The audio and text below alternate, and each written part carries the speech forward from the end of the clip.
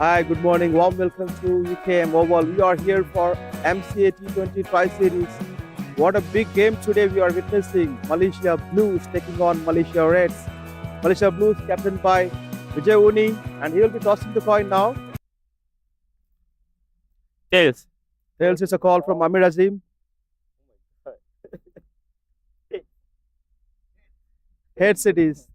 It goes in favor of Vijay Uni, the captain of Blues. First of all, it's a big finals. Congratulations, Vijay. You won the toss. What's the plan?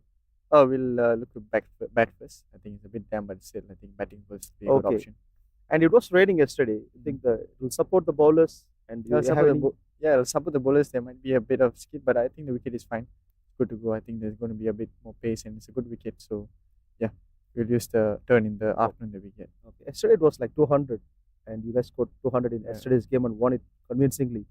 Any targets in mind today? Is it 200 again? Yeah, it's always been around there and thereabouts. I think we'll see, assess the conditions at that point, but go with attacking cricket and trying to score, get the maximum runs we can. Wish you good luck for the finals. Thank you. Thank you. Okay. Thank you. Please pass on the mic. Let's have a few words with Amir Azim, the captain of Malaysia Reds. Amir Azim, salam alaikum. Walaikumsalam. First of all, congratulations for reaching the finals. You've Thank been you. playing really good. Thank you so much. And what's your plan? They're going to bat first, and they've been in form, scored 200 in the last game. And what's your plan for restricting them or anything like that? Actually, if you want the toss also, we choose to bowl first. We look at them through last two games. They scored like massively 200. I think the other teams bowling too many loose balls, but I think we have really strong lineup bowling. So I guess we try to restrict them 150 and below. That's a very positive information from you. Any changes in your team? No, we stick with the last match. And you're still going to bat in the middle order? Yes. Same. Okay. And wish you good luck for the Thank finals. you. Thank you so much. Thank you, Amir Azim. Please pass. And here at the middle of the ground at UKM Oval, and Vijay Uni have won the toss and elected to bat first. Let's watch from the com box. Thank you so much.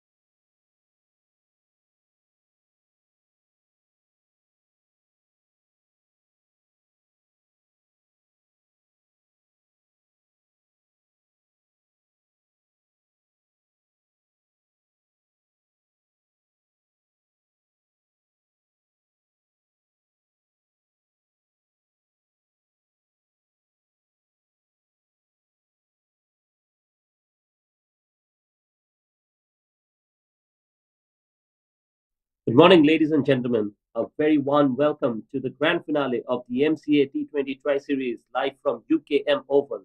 After 8 matches apiece, two worthy teams stand face to face and one final hurdle away from glory. This is more than just a cricket match, it's culmination of weeks of great talent and unwavering determination. Today it's going to be Malaysia Blues led by the experienced Vijay Unni taking on the spirited Malaysian Reds captained by the ever composed Amir Azim. These two sides have battled fiercely, earned their stripes, and now only one can lift the trophy. The Reds come in with momentum and firepower. The star performer Mohammad Haziq Aiman has been a revelation this series. He has amassed a total of 278 runs, making him the top scorer of the tournament. He's been the Reds' rock and finisher all rolled into one. On the other side, the Blues batting force is anchored by none other than Said Aziz, who's amassed 263 runs, combining calmness, aggression in equal measure. And closely behind, the ever so reliable Birendeep Singh with 249 runs to his name. But he hasn't stopped there. He's been also the tournament's highest wicket taker with 14 wickets, showing once again why he is one of the finest in the circuit. For the Reds, it's Khiza Hayat who's been relentless. He's taken 13 wickets with his off spinners, providing breakthroughs whenever it mattered the most. And now let's talk of the setting. It's UKM Oval, a venue that saw heavy rain yesterday. But hats off to the ground staff who have worked tirelessly to get the pitch ready. And with that, we are starting the match exactly on time. The weather is looking fine here. Conditions seem ideal for a very gripping contest. As per the pitch, it's a fresh surface today. Early on, the seamers can get a little bit of a zip off the deck. But as soon as the sun starts beating down here, the surface is expected to settle in, and then we can make the batters just get them work for their runs. The spinners might come into play as always they have done here at the UKM Oval, especially if the surface starts to grip. And now the toss is done. The Blues have won it, and they have chosen to have a bat first. It's going to be a very brave call in the final because it's showing some intent to put a target and put pressure on the chase. So here we are in the final of the MCA Tri Series. Just one game then to decide it all, a winner and a champion. With that, it looks like both the teams have taken their position in the ground, and the Blues have taken guard. We're waiting for the umpire to signal the first ball of the game. And with that, I am happy to welcome my fellow partner, Izaz, in the com box with me. Good morning, Izaz. Good morning, and thank you very much. Good morning, everyone.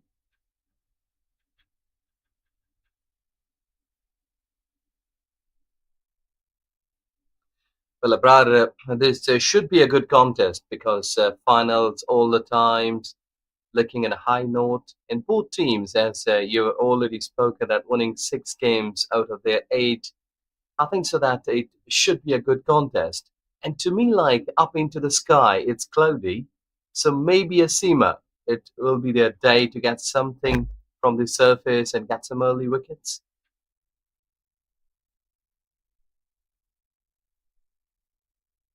Yes, definitely. With overcast conditions, you expect the faster bowlers to get some purchase of the wicket, but straight away we can see that Ahmed Zubaidi, the very stylish opener, has already gotten a boundary and he's off the mark. So looks like Zubaidi is not allowing Muhammad Akram to settle in here. Yes, it is because there may be some sorts of pressure after final 2 that because when the teams they are playing the final games, they must be having some sort of pressure in the back of mind that it's a final day. We will have to play aggressively, positively. So let's see what will happen today from both teams. Yes, you can see the intent is straight away very clear for me. Mohammad Ahmed Zubaidi is off the mark with a boundary, and Mohammad Akram had started off with a wide. So, despite the overcast condition, expectations might suggest that the faster bowlers are to dominate early, but Zubaidi definitely isn't looking like he's to be holding back. Yes, exactly. He's a class act player, has performed for Malaysian cricket over the years. And today, I think so that they are playing up to the merit because 6 runs getting off that low toss towards offside. Other than that, the ball has been maybe doing something here.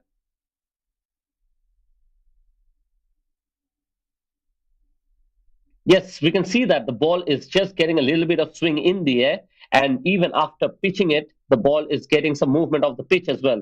So I think Mohammad Akram needs to find his line and length very early in the spell because the batters have come out with intent very clear. And if Mohammad Akram is not getting the line right, it will be very difficult for him. Yes, exactly. He shouldn't be wasting that wide early new ball. Yes, on that occasion, he was pitching closer to the stump. And as you can see, that against Hamza, the left hander is getting the ball away from him. So that's a better start from him. And at this stage, we have to see if he can just pick up a wicket here, because otherwise, so far, looks like the ball is coming nicely onto the bat. Yeah, surface is good. That we had pretty decent rain yesterday, but overall, it looks like a good surface. Hamza so far seems like he's trying to get after Mohammad Akram here, but he hasn't been able to connect. And right now, Mohammad Akram is still searching for that correct spot in the pitch. Yes, I think so that he's keeping that ball towards offside. No slip is there. So maybe will be a good option that if he can pitch that ball in front of the wicket. So maybe there is some movement and he can catch a wicket.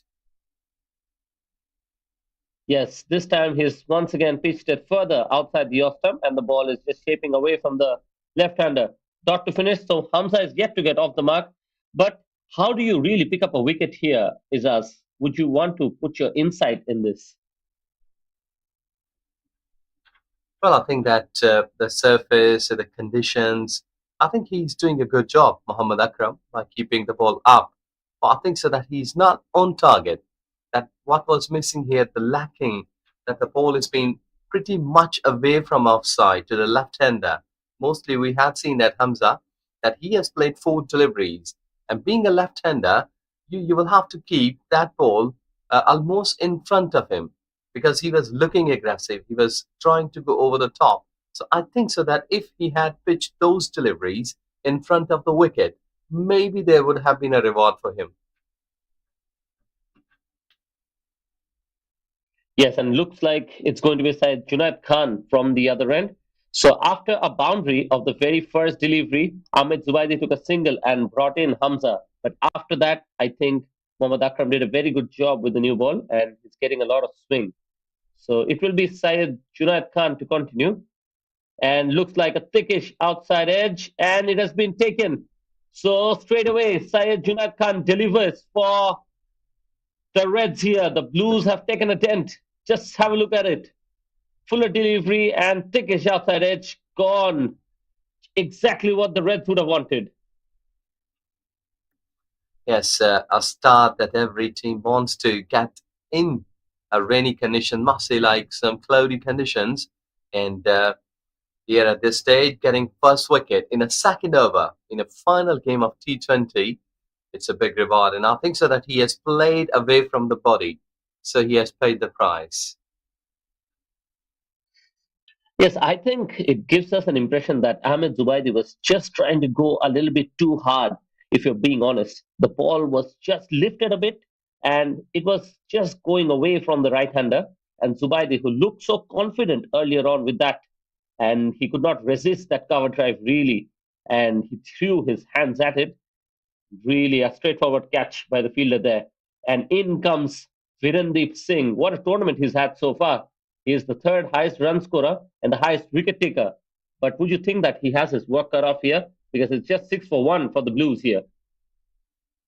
Yes, um, Virendeep Singh, that he's a player that who has served Malaysian cricket over the years, and I think so. He's a pretty senior pro. He can cope up with the conditions. Seamy wicket, maybe that he's just looking for two or three deliveries earlier on, and then he may attack on the bowler.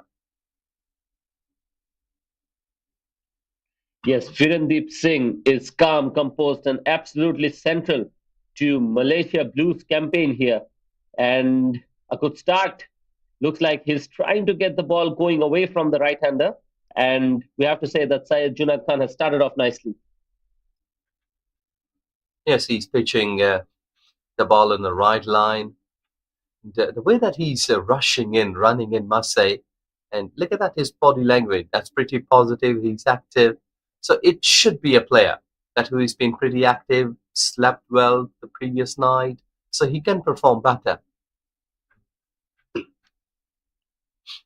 Yes, once again, a very good delivery. It looks like Junaid has his tail up now. One more wicket here, and the whole tone of the final can definitely shift because the key now will be discipline for Junaid Khan, wouldn't it? Yes, exactly, because he has got the wicket, and there is an impression on the batting that Junaid is just moving the ball around, and he has got the wicket, the big one. I think so that the Ahmed Zubaidi is the best batter at the top. So I think that these batters they may be having an impact in the mind that we have to play Junaid sensibly rather than going after the ball.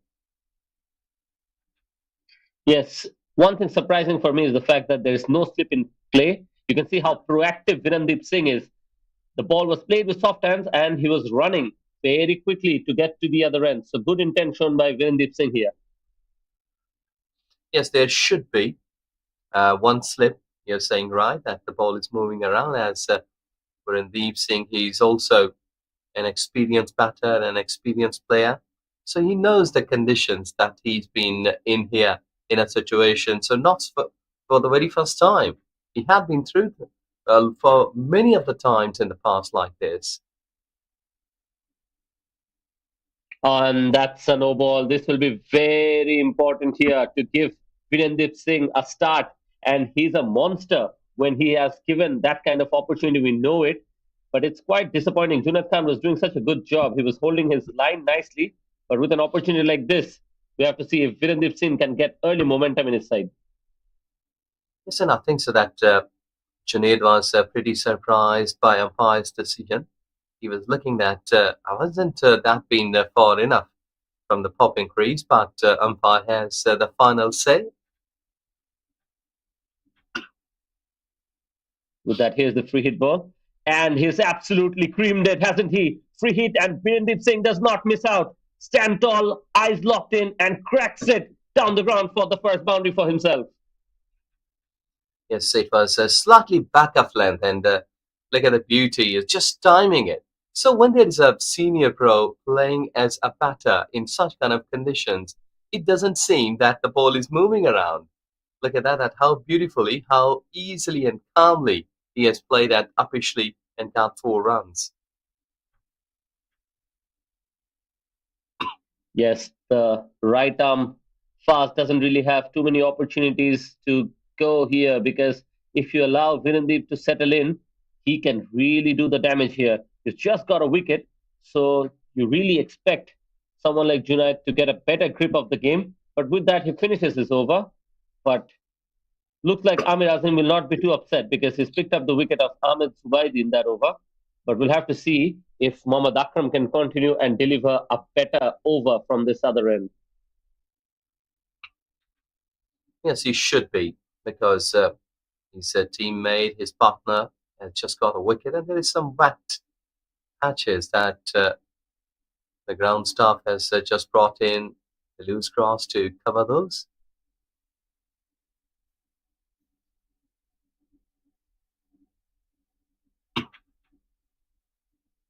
As we'd spoken earlier, that we had pretty decent rain yesterday, and that's why we'll have to do some repair works with the passage of time, because player safety is always first, as the bowler's landing area that should be secure, be perfectly paved and made. Yes, at the moment the score is 13 for 1 after 2 overs. So the Blues, in spite of the start, has had a little bit of a trouble early on. And you can see that Hamza is just trying to settle in because, especially against Mohammad Akram, who's just shaping the ball away from him, he hasn't looked too confident. It's been a little bit nervy. Yes, he's trying to play big, and Virendip Singh from the non-striker's end, just signalling him not to go towards cover, just trying to play towards onside. So maybe you will be getting some reward. But as a batter, I think so. It's little tough conditions here. Yes, so far it looks like Mohammad Akram has bowled better to the left-hander, but it is a left-hand right-hand combination now, so that brings a fresh layer of complexity for Akram. And right now he's just happy bowling to Hamza. Looks like it. Yes, you're right. He's happy to bowl him. And I think so that the slip is somewhere, I think so, a little bit away from the place.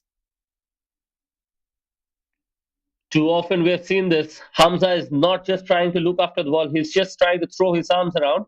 And for me, I feel that's not really the best of approach, especially because you have someone like Virendip Singh at the other end. Yes, he's a senior batter, senior teammate. And I think so that the way that he's guiding him there in the center, that you're just trying to go over the top. Just keep your head straight. Because as a batter, like at a top order batter, you have to keep the eye on the ball, how the bowler is rushing in, where he will be delivering. Yes, once again, Mohammad Akram is definitely adjusting nicely. He's coming closer to the stump, and you have to say that he's lined him up nicely here. So the change of line can definitely work the goods for Akram. Sometimes the good deliveries are not rewarding you with the wickets. Like here, we had seen that 4 deliveries where Hamza is trying to play big. He's not stopping the ball. He's just trying to go after the bowler. And at the moment, Akram is winning the race.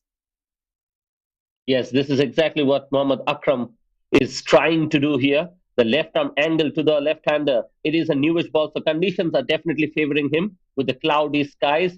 So this is definitely prime territory for a bit of shape to suddenly just come in. Because so far he's just been happy to get the ball away from the left-hander. And Abra, that if you see towards Virendeep Singh, he's not advising anymore to Hamza. He's just standing there now. Yes, because it doesn't look like Hamza is trying to listen out there. So far, we've seen that Hamza hasn't really scored anything when it comes to facing Mohammad Akram. The one run he got off Junaid, and Mohammad Akram in the third over gets away with a maiden. Would you believe it? Yes, it happens.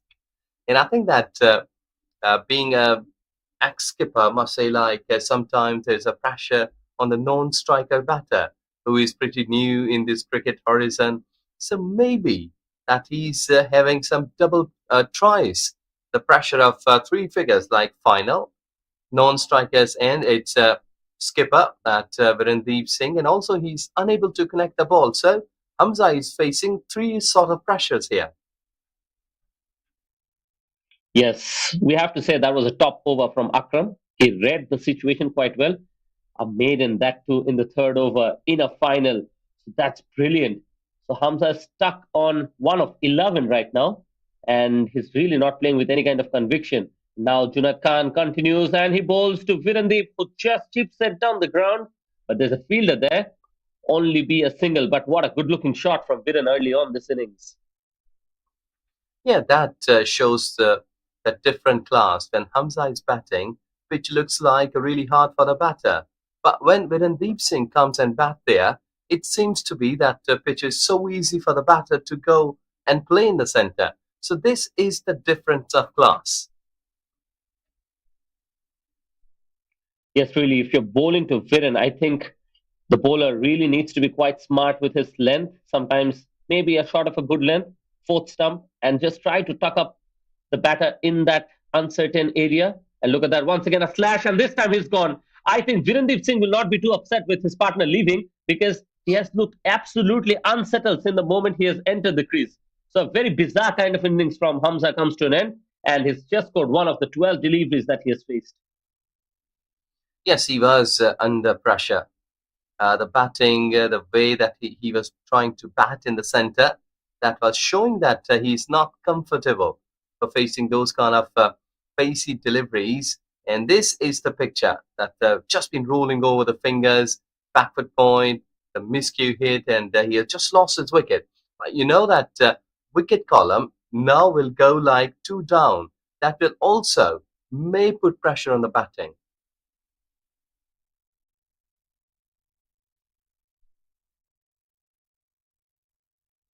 Yes, just the second delivery for Hamza and one more wicket.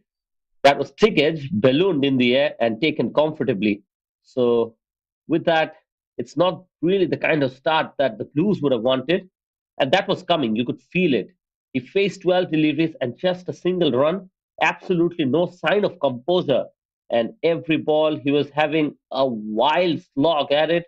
And I really can't describe it any further. It was really bizarre, like I mentioned before. And in the final, you can't really bat like that. With that, I think it's better for Virendeep that someone like Ahmed Faiz has walked out to the middle because he's a solid batter. We've seen him over the years, and we'll hope that the Blues really start to build on a partnership here because Syed Junaid is having a very good day with the ball in hand. He's continuing here, and a very good delivery to start things off against Ahmed Faiz. Good running between the wickets also. Yes, exactly. There's two senior cricketers from Malaysian cricket. Yeah, they're in the center. And I think so that now this will be a good battle. So the bowlers will be tested now against these kind of quality batting. Virendeep Singh and Ahmed Faz, that two are among the runs and having some experience. So let's see that now how Junaid will be placing those his deliveries. A cutaway, but there's a fielder there, so it will be stopped. But looks like already there's some sort of calmness at the crease since the arrival Ahmed Faiz. Virendeep Singh called it, and the understanding between these two has been right on display from the moment he has entered. Yeah, body language shows that Hamza was not looking comfortable. But look at those players, that Virendeep and Ahmed Faz. They are looking pretty confident. Virendeep Singh this time smashes once again down the ground, and it once again goes this time all the way out of the park. And what a shot that is! Yes, straight down the hill. It was pitching like Fuller, though that there was mid off at the boundary line, but that shot has been perfectly played up into the sky. He has got the distance, he has got the power behind that shot. He's not hitting hard. It's only the best cricketing shots that what we are watching now. Exactly showing us why he's very important. This time a slow ball and smashed away through the covers all along the carpet. Another boundary. Virendeep Singh off to an absolute flyer here. Yes, and I think so that here he's again rolling the finger over the ball, trying to make a slower delivery. And Virendeep Singh is just having a good eye at the finish of the fourth over. 25, they are repairing now for the loss of 2 wickets. It looks like Virendeep Singh has already taken a liking in the bowling of Syed Junaid Khan. And whenever he's faced him, he's absolutely looked outstanding there. And right now, I think it's time for a change in the bowling because I know that Syed Junaid Khan has picked up a couple of wickets, but so far he hasn't really threatened Virendeep Singh, has he? So, would you suggest a change at the other end after Mohammad Akram completes his over from this side? I think so that one more over, they can allow him to deliver. Mohammad Akram on this occasion starts off with a wide. His previous over, of course, was a maiden. Yes, because it may be a little bit early that if you give a bowler 2 overs, the condition that's supporting him, but he's not taking wicket. I think so that one more over should be there, so that maybe that he's in the rhythm, he's just getting his muscles back in time. So let's see. And that was slightly wideish away from Ahmed Faiz. And this time, Ahmed Faiz punishes it towards the offside, and he is off and running as well. Yes, that was a good shot, though that it was played away from the body, bit of the gap involved there between bat and pad, but still, Ahmed Faiz, he has got the good reflexes. He is just going through to the covers, 4 runs, but importantly, that they are not going some slight of uppish and sluggish kind of shots here. These are proper cricketing shots, timing, placement, these are all in a perfection. Yes, it looks like a lot has happened, but the score on the board is still 30 for 2. This time it's played once again nicely towards the offside, but it's stopped at cover. But Izaz, in spite of the number of boundaries and the sixes that we have seen, are you a little surprised by the score that reads on the card? No, because it was not happening for the very first 2 overs. First 2 overs, they were not after the flyer. But it's happening like since 1 and 2 overs, 1.5, you can say, after follow wicket of Hamza. So it's fine. I think so that 31 in 4.2 overs, though that they are less side in power play. But those 11 deliveries, what Hamza has faced, has reduced the runs. Yes, looks like Mohammad Akram is trying to bowl differently to the two batters. He was slightly wideish when Ahmed Faiz was on strike, but to Viren, he's trying to angle the ball into him. So smart bowling from Mohammad Akram. Yes, exactly. He's just trying to manage it there in the center. I think so that he should try a couple of, like in these next 3 deliveries, he may try a sort of backup line delivery because Virendeep is playing good to all uppish deliveries. Yes, but once again, this time it was down the leg side. Easy pickings really for Virendeep, and he gets off strike and brings in Ahmed Faiz, who's looked good against the left arm seamer here. Yes, I beg your pardon that I was trying to say like Virendeep Singh is playing good to the fuller length delivery. So that Muhammad Akram should be pitching him a sort of backup length deliveries. But to Ahmed Faiz, I think so he can make some experiment, effort delivery, fuller length in front of the stumps. Yes, just like on that occasion, you saw that was pitching outside the leg, and Ahmed Faiz did not really go after with the shot.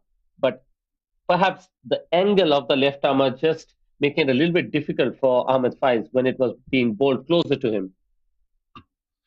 Yes, and I'm surprised that why he hadn't offered a shot there, because sometimes it looked like a bit of a lazy effort there by the batter for leaving that ball unplayed.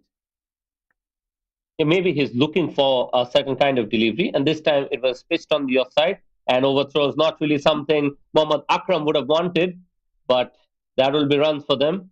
And with that, 5 overs have been completed. It's 35 with the loss of two.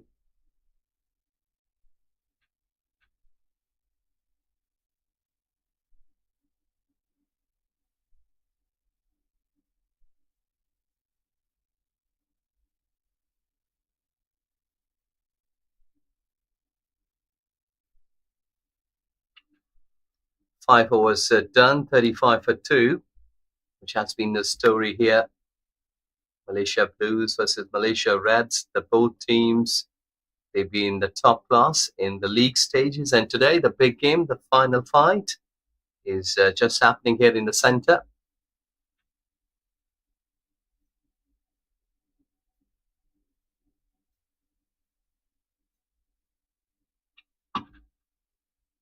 The power play, we still have got six more legal deliveries to go in the power play. And hope so that it's just been having a good time in the center. Slower one at what we had seen here from the Pacers, that they're mixing the things up, because overall it's a condition when seam bowlers and fast bowlers can enjoy the luxury of overcast conditions. But Junaid Ati has got 2 wickets, and I think so that here, bowling against Virendeep Singh, you should be bowling back of length, slightly towards offside, keep one slip there, maybe you will get something out of this stack.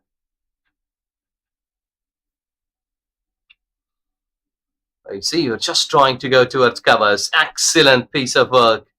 Or just making full use of strong wrist into going through the covers. I think so that they should be keeping a fielder there at a position.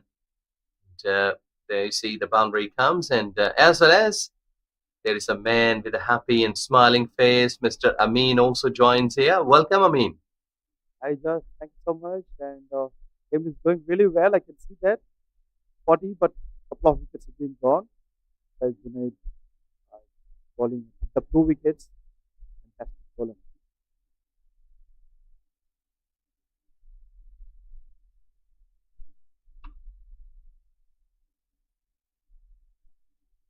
Absolutely hammered by Virendeep Singh, champion batter, 27 of 13. Look at the way he scores in this morning game finals, a big game. The run rate is keep getting up, 8 now, consecutive fours. Yes, run rate all the time jumping up from the third over. In fact, the first 2 overs, that time was a little bit tough here for Blues, but after that, when these two batters came up, Virendeep Singh and Ahmed Faz, they are batting well. And I think so that Virendeep Singh, that he's among the runs in a good form of cricket batting, must say. He's looking to hit big towards onside mostly. A quick run, a close call, but managed to steal the run. Virendeep Singh after a couple of boundaries, a single, a good wicket. Yes, it's all about experience. Still, they have got 2 deliveries in the power play. And I think so that here, the Reds, they have done a good job by taking 2 early wickets. But after those early 2 wickets, they have not been keeping the same momentum. The pressure has been just taking off.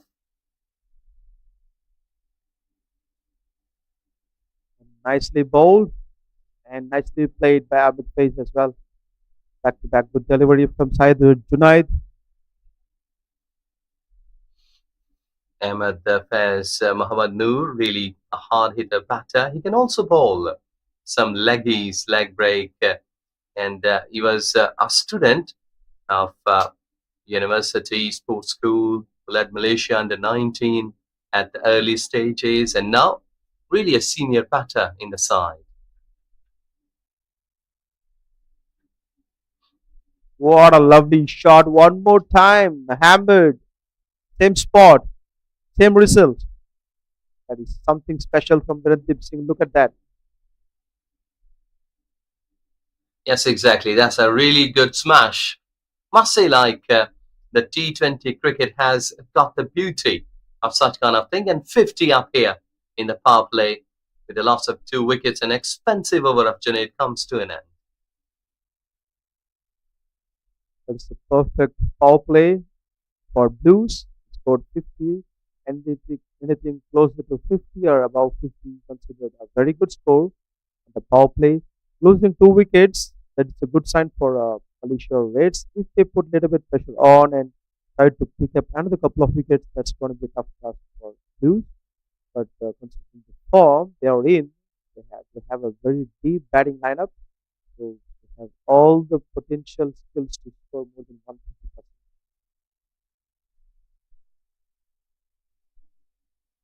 Yes, you're right. In the conditions that bowlers, they should avail it properly. Muhammad Amir Azim, the new bowler, has sat in. Let's see that how the spin will be managing here because this wicket looks like a slight bit of patches there now earlier on after these 6 overs.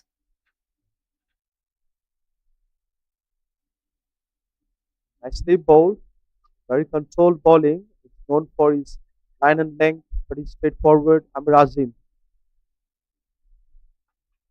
Yes, they should be giving bit of the flight here, like 3 or 4 deliveries earlier on. There should be a loop flight, so you may be checking the batter because bowling against Virendeep Singh will be a big question mark for a spinner. So let's see, he may be trying to attack on him.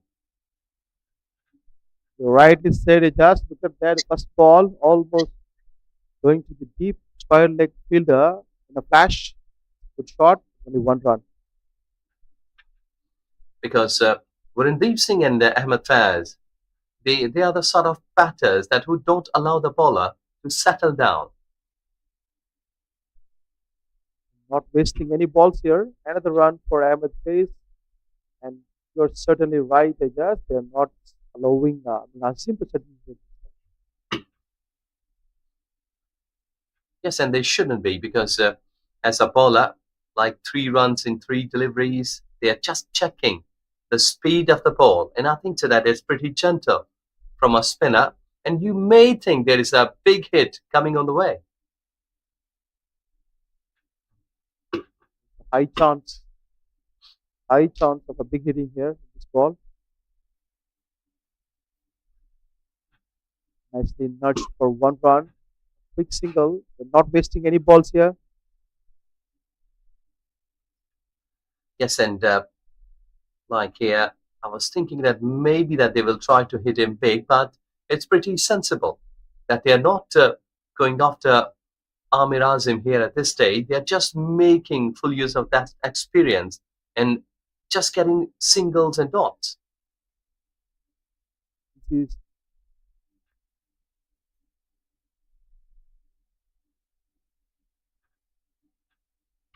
a couple of runs for Ahmed Face here behind point.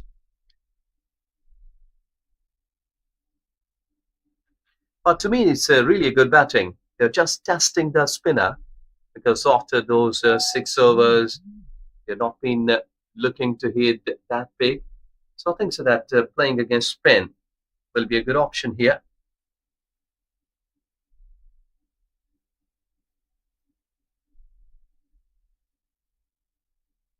7 overs gone, 56 for 2.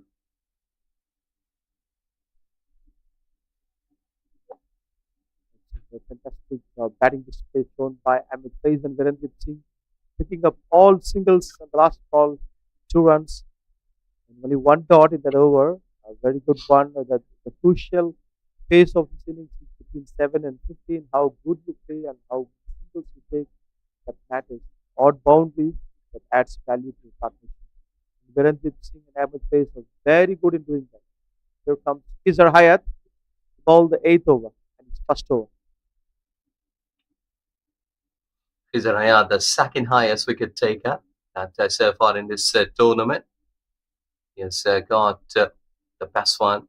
Let's see that if he can increase it today. Very straightforward. One run taken. Nizar Hayat is a bowler. He doesn't like being hit. It's over. Always very stingy. His economy. Very, very controlled bowler. But these two batters already know him 360 degrees. They completely read him and they would be looking to score runs.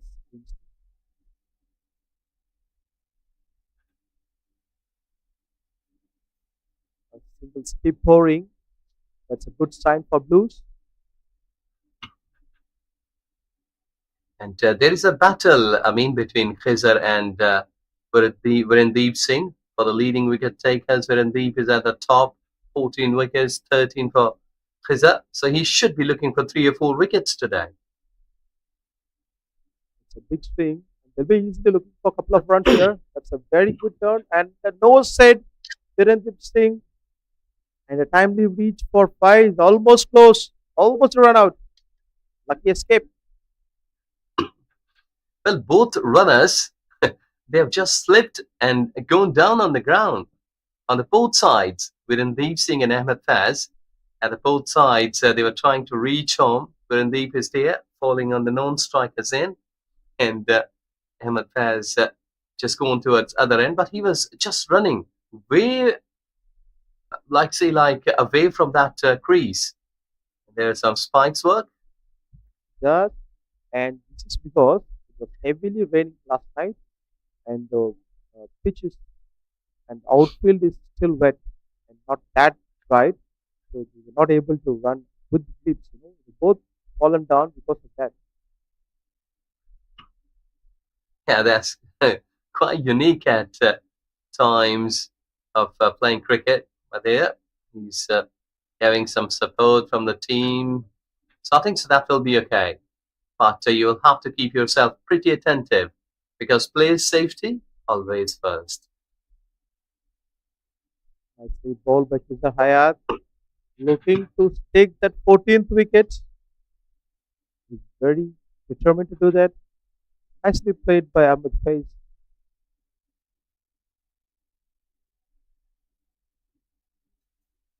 Perfect drive to the offside. Masterclass batting by Ahmed Faiz. One run, which is long off. Well, they are showing respect to Khizar Hayat, only given away 4 runs.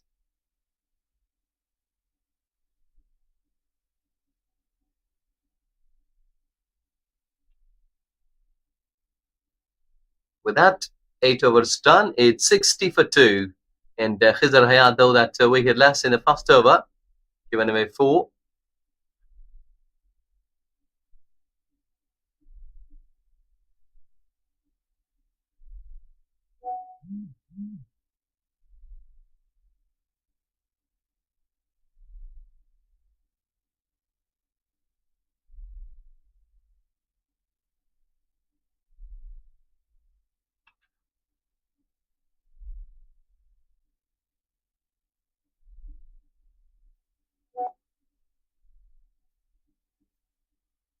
So just trying to work towards Razim is onside.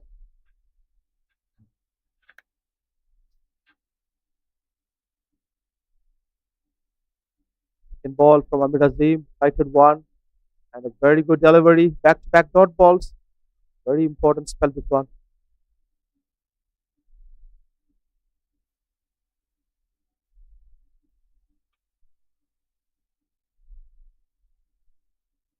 Quick 2 runs here.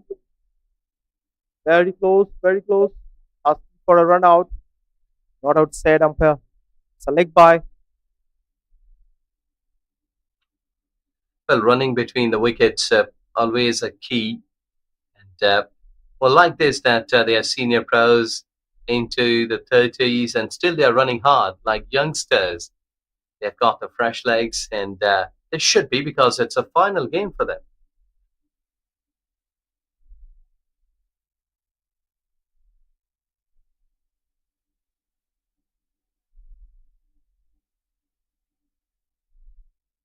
That's the ball by Amir Azim here.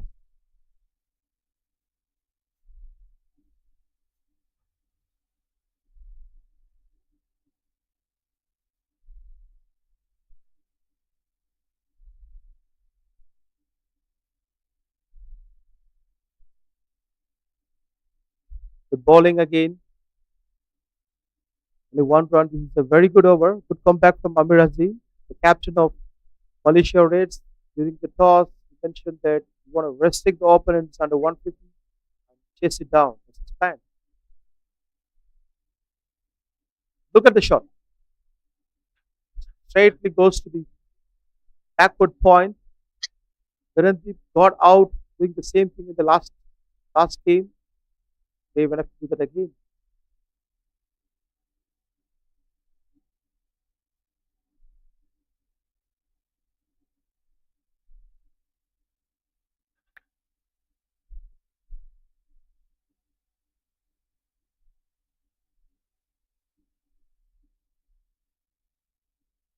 Over is done.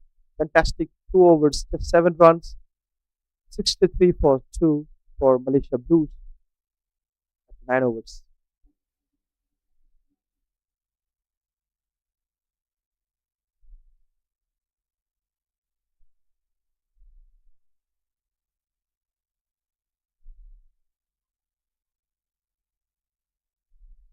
Yes, looks like the Blues have definitely weathered the early storm and now they're building. They're building a bit slowly compared to the start they had thanks to Birendeep Singh. And so far, he's just having yet another fine day. At the moment, his 36 of just 21 deliveries, he's already hit 5 crisp boundaries and 1 towering 6. So from here on, I think it will be very important just for the Reds to pick up the wicket of Virendeep Singh here and who other than Kisa Hayat. So far, we've seen that the groundsmen have had to do a little bit of work here because of the fact that the outfield has been very, very wet. But we definitely have to say that credit goes to the groundsman here.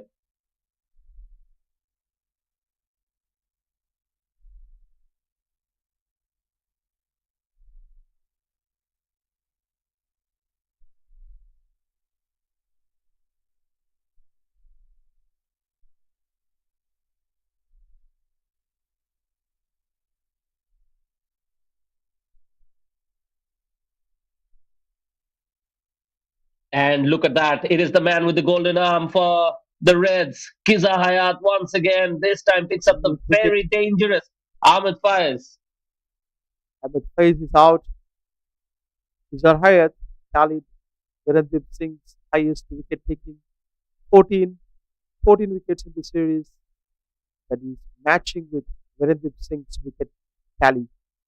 And they're looking positive, picking up wickets in frequent intervals.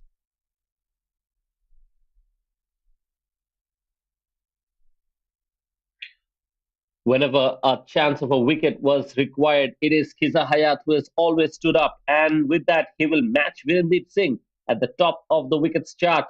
And out here at the completion of 9.1, it's 6-3 with the loss of 3.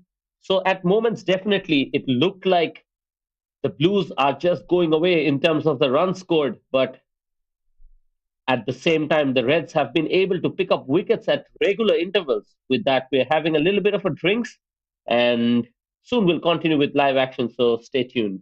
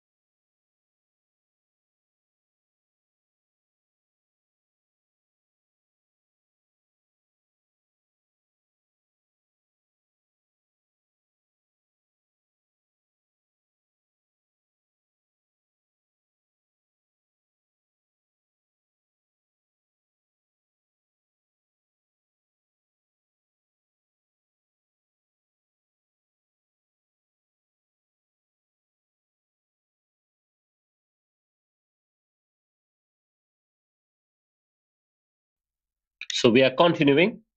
It was Kisa Hayat before the break who got the very important breakthrough. Ahmed Faiz went on with the shot and he was caught at long on just when his partnership was looking very dangerous, especially with that man, Virendeep Singh, at the other end. And this will definitely be a massive moment in the context of this final. But that's very smart and clever bowling. No fireworks, no tricks, just good and consistent old discipline that has done the job. And look at that, Virendra Singh starts off with a sweet reverse sweep and looks like his Hayatin is in absolute shock. It was fabulously played by Virendeep Singh. That is his favorite shot these days. When spinner comes, he's spoiling his rhythm by playing these kind of shots. And he was out playing that shot yesterday, but still he's not giving up. Very confident in doing that again and again. That's something special. Yes, and to be able to play that, especially when Khiza Hayat has just been able to pick up a wicket, it shows how confident Virendip Singh truly is with his ability to do that. And you can see that he was trying to prepare that shot once again, but on that occasion just settled in the conventional way. But so far, he's looked like he's not allowing Khiza Hayat to settle in here. So true, Rar. And Zara Ayat is known for maintaining his economy and line and length, but we need to do something special to break his rhythm. That's what Virendeep is good at. Definitely, Khiza Hayat will be happier to bowl to Mohammad Shahadat Ramli. He has also been having a very good form and he's playing in very good touch. So Khiza Hayat will find it a little bit difficult now to bowl to these two batters out there. So how do you think Khiza should continue? I Is he think it's having a better chance? if you ask Abrar, I think we need to believe in his ability to maintain his line and length. That's it. As simple as Yes, and you can see that just by maintaining his line and length, he's already gotten a good dot delivery to finish off the over for himself. It's 10 over completed, 71 with the loss of three. And now from here, since we're at the halfway stage, I have to ask you, I mean, what do you think is a good score? and the batting depth Blues have, they can easily score at least 160 plus here, 71. But the captain of Blues said it's 200 is the target. But what I predict is around 160 to 170. Yes, I mean, you have had a good look at the wicket out there, and you reckon that is going to be enough because with the kind of batting that the Reds even have, it looks like a good batting surface because on occasion we've seen how good the shots have come from someone like Virendeep Singh. You're right, Abdur, on that side. But if you look at the Reds team, they keep picking wickets in the regular intervals. And let's say if they pick another couple of wickets, and I don't think Blues will reach 200 or 180. So that's the reason I said it's 150 between 160 and 170. It is a high chance. Yes, and with that, we see the introduction of Hassan Masood, who starts off tentatively, which is that outside the off stump and umpire signals a wide. So it looks like he's trying to be away from the hitting zone of Vinandeep Singh here. Yeah, it's a good strategy from Amir Azim as well, bringing in Hassan Masood now.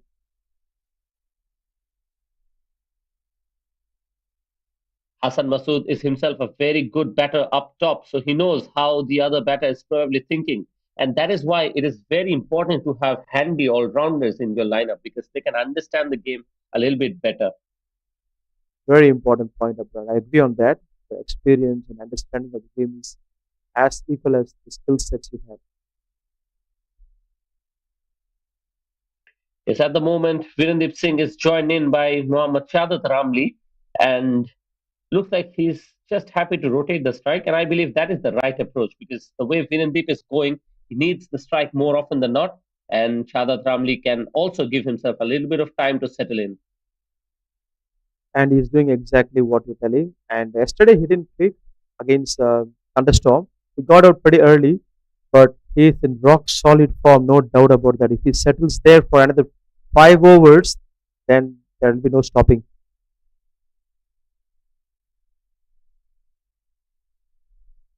Yes, we saw Viren playing the off spinners very well. And this time he reverse sweeps to the leg spinner. And I think Hassan Masood has done a good job. But he'll feel lucky that Virendeep Singh did not get the connection he wanted. He is creating such a pressure up there, honestly speaking. Virendip Singh asking questions, bowler, can you bowl here? I'm going to reverse it. You bowl here, I'm going to sweep you. And yes, all the shots in the books. Very difficult for the spinners to operate. They need to be very, very precise. Yes, traditionally we have seen Virendip Singh playing that conventional cricketing shot, and look at that, a very good change up. And this time it was suddenly a short pitch delivery, and looks like Amir Azim is asking him, "Are you a fast bowler? What are you even attempting?" And it's smile all around the ground. True, true. That was pretty quick. I'm watching from the comment box actually. Pretty quickly went there. I think it's just an attempt to unsettle Virendip Singh, but regardless of it, he's reverse sweep once again. At this time, it is Hassan Masood who gets the last laugh. I think Virendip Singh will be very disappointed with that, but what a spell of bowling from Hassan Mahmood. This has done the work. Look at the replay here. I'll tell you what happened exactly. That is a mind game. Absolutely. Hassan Masood nailed it. This is an easy shot for Virendip Singh, but he didn't time it at all. Easy picking for the backward point fielder. And I'm telling you, this is the second time he got out in the same fashion. Reverse sweep, got out, the same catching position. He needs to work on that. Can he do the reverse sweep quite often or only occasionally or surprising the bowler? Or the bowler will pick you easily? What do you think, Abrar? Yes, I think Virendip Singh is trying to add another dimension to his cricket because we know that Virendip Singh is excellent with those conventional shots. Even today, we saw a few shots that he played inside out over the top of cover and one that was played down the ground. So he has those shots in full control. But I think Virendip is just trying to up his game a little bit and trying to introduce that unconventional factor with the introduction of that reverse sweep. He's played that well and nothing to be taken away. But looks like here, even the bowlers are quite aware that in the over against spin is more likely to play the reverse sweep. And on that occasion, Hassan Masood was quite alert. He had that point fielder in place, and we saw him attempt it, and this time he was unsuccessful. So it's good mind games, like you mentioned before, Amin. And this time it is reward for Hassan Masood. And that's a brilliant captaincy from Amir Azim. He stayed composed and bring in Hassan Masood, picking up Virendip Singh's wicket. That is something definitely pulling the score at least 20 to 25 runs from the total. What do you think? Yes, I think this is going to be the difference because we saw that most of the other batters of the Blues haven't really gotten off to a good start. It is because of the innings of Virendeep Singh. At the moment, we see a score of 74 for 4. So, right now, before this delivery, we were talking about how much of a score would be a good total that they would have had in mind. And you're right about it. Definitely, this will be a difference of at least 15 to 20 runs in the total that they will be able to post.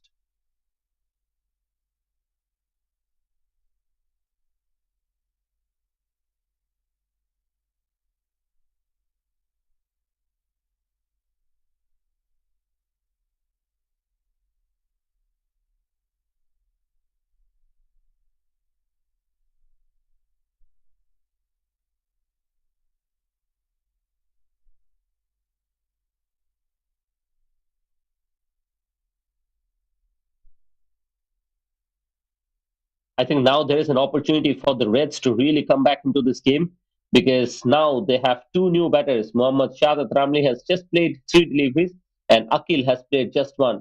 It's a good time to bring in Mohammad Mukri.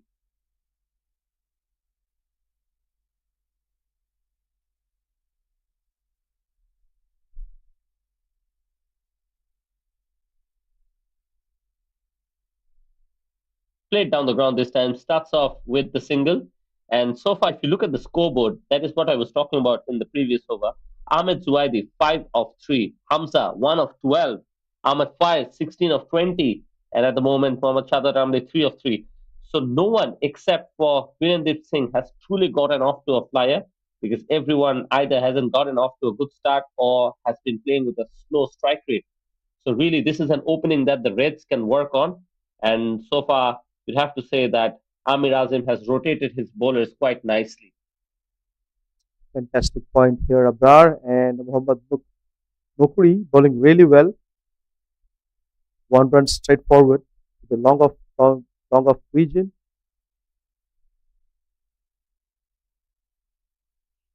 Yes, at the moment, I think they need to be a little bit safe and play shots with proper merit because they'll have to read the line and length of the bowlers. But really, this pitch is slightly been deceiving.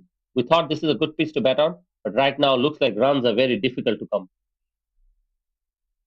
It's quite obvious that after rainfall, the pitch becomes a little bit wet and allows the bowler to utilize the conditions. Actually. So it's wise to select bowling. The conditions are overcast. One run to the Yes, so extra covers. so in a damp wicket like this, you have to be very clever because for the seamers they have to hit the deck hard, and for the spinners you can't really overfly, can you? If it's damp, the ball can just sit up. So you really have to attack the stump and target the pad and the wicket corridor. On that occasion, that was much better from Mohammad Mukri, but equally well played from Shahzad Ramli, and that is running away. Not before another important boundary here for Mohammad Shahzad Ramli.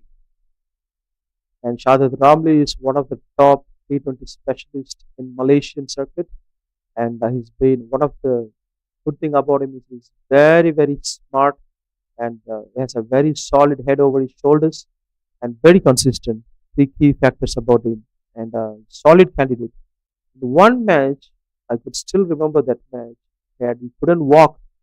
He had a cramp and he did not want to go out of the wicket and he played for a 50 and won the game for his team. Such a determined player. I really like his team and attitude.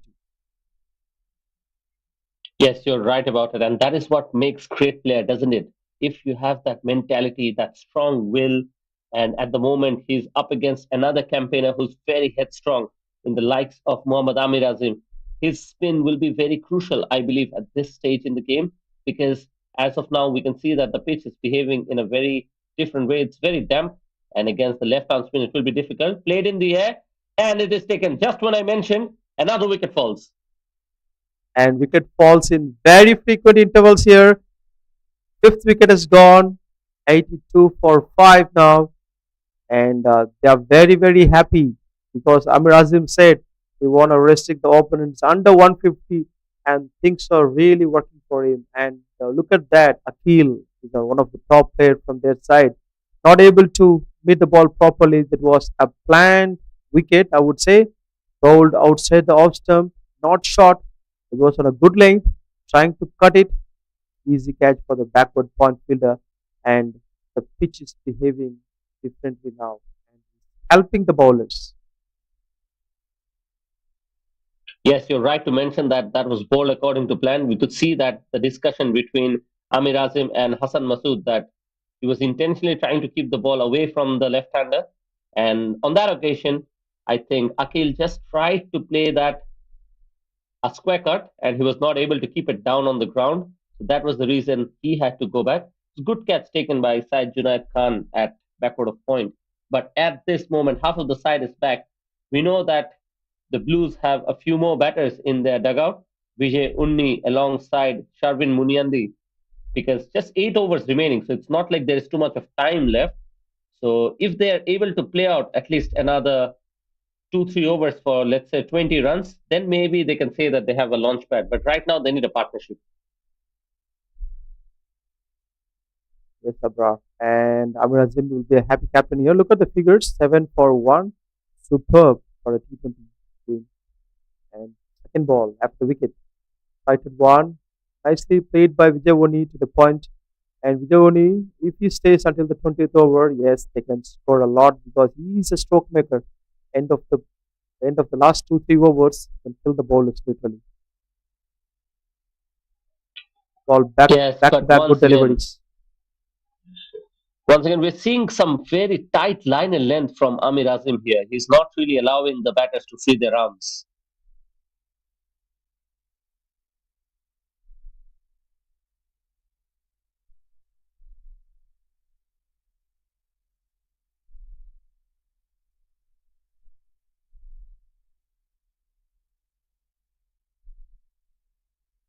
Turning out to be a very good over, isn't it, for Mohammad Amir Azim? He's bowled Absolutely, 4 dot balls after picking up a wicket. absolutely. He's doing really good job. Again, the fifth ball, the last ball, Are you looking for single? Almost the runner. Umpire said it's out. It was a direct hit. That is going to add salt in the wounds. Yes, My absolutely disappointing when it comes to the partnership between these two. It really did not really have to run at that. It was played straight to the fielder, but it is the pressure of the dot balls, I think, I mean, that has resulted in the wicket. 100% agreed on your point of guard. The pressure created that run. Actually, look at that one hand pickup and the ball hit the stump. That is the difference. That is the difference. And what a big wicket it is. Jevuni is out. One of the very good bat, the dependable batter out. And here comes Sharvin Muniandi. He was in very good touch in the last game. Just 12 balls, 36 runs. 13 balls, 36 runs in the previous game. Hitting the ball very clearly. And, and Malaysia Blues badly need these two batters stay there for a while and give some good partnership. What do you think, Abra?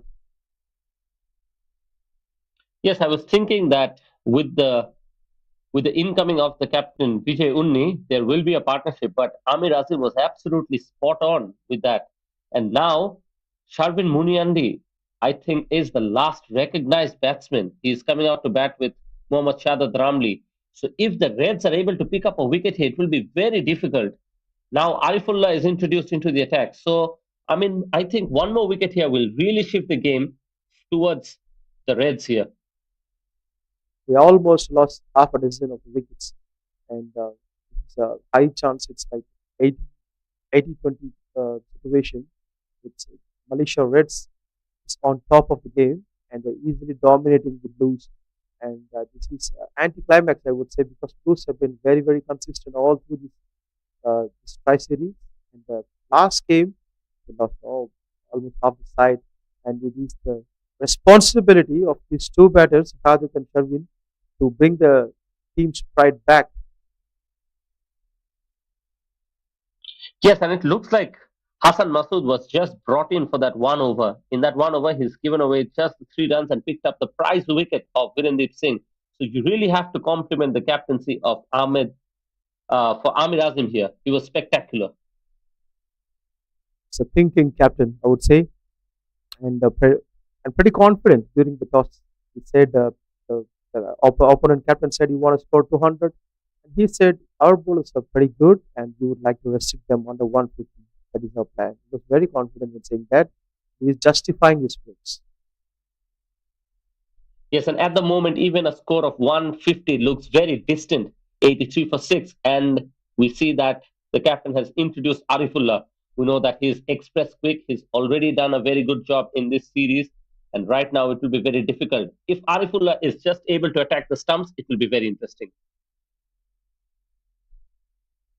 That is a fantastic shot played by Sharvin. It's in a rock solid touch. And Malaysia Blues, they'll be badly wanting these two batters to bat for a long time. That's for sure. But you have to ask yourself that question. Are the Blues missing the services of someone like Said Aziz up top? Because he's been the second highest run scorer in this tournament. And so far, the opening hasn't clicked for them. So is that something that will bother them? And if you ask me, abroad, that is a big hole to, to compensate. He's the captain, top order batter, swashbuckling batter. He can anytime turn the game away, and also he will give you 4 good overs at the top. But it's a big hole. Definitely, it's an impact.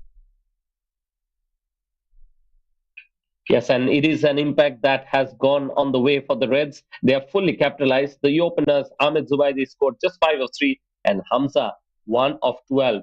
So if you take away the innings of Virendeep Singh, that 43 of 28, nothing really has conspired from the rest of the batters. And that's been the sorrow story for the batting of the Blues today.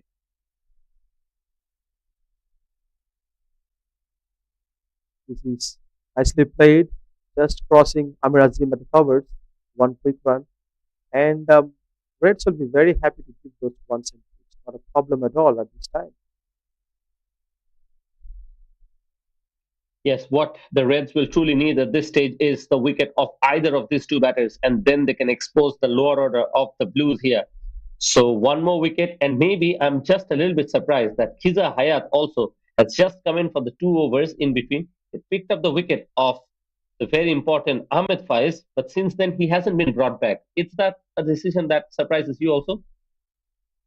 Um, this is a surprise for me as well, Abrar, because I usually see Zaraya to complete his 4 over spell, and maybe he is keeping Amir Azim is keeping him away because to confuse the regularity.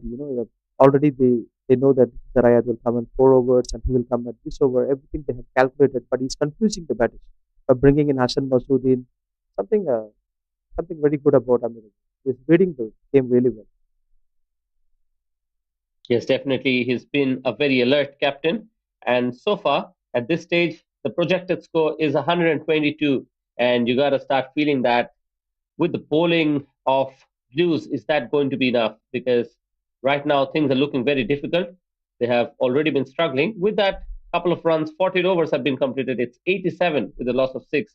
And the Blues really need a partnership to develop here. And you're right. And Reds have done excellent job here. I can see that if they pick up another couple of wickets, the score will not reach more than 120 or 130. And on the other side, if you ask me the positive side from Blues, they do have a very good bowling unit who can restrict the opponents under 130 or 140. They have done it many times. So it's not that easy to take them for granted. So if you leave 10-15 runs extra in this game, the Blues will come back. So what you're talking about is the fact that the Reds need to really close this innings nicely, and that is when the captain has decided to just introduce himself back. So far, he's done an excellent job. Before this, his 3 overs went for just 7 runs, and he picked up a wicket.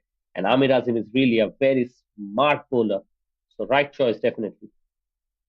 Consistent bowler, excellent performer. And look at that shot. Ball goes straight to the deep square leg. Lucky that he kept a fielder there, and only a couple of runs been taken. A good shot, I would say.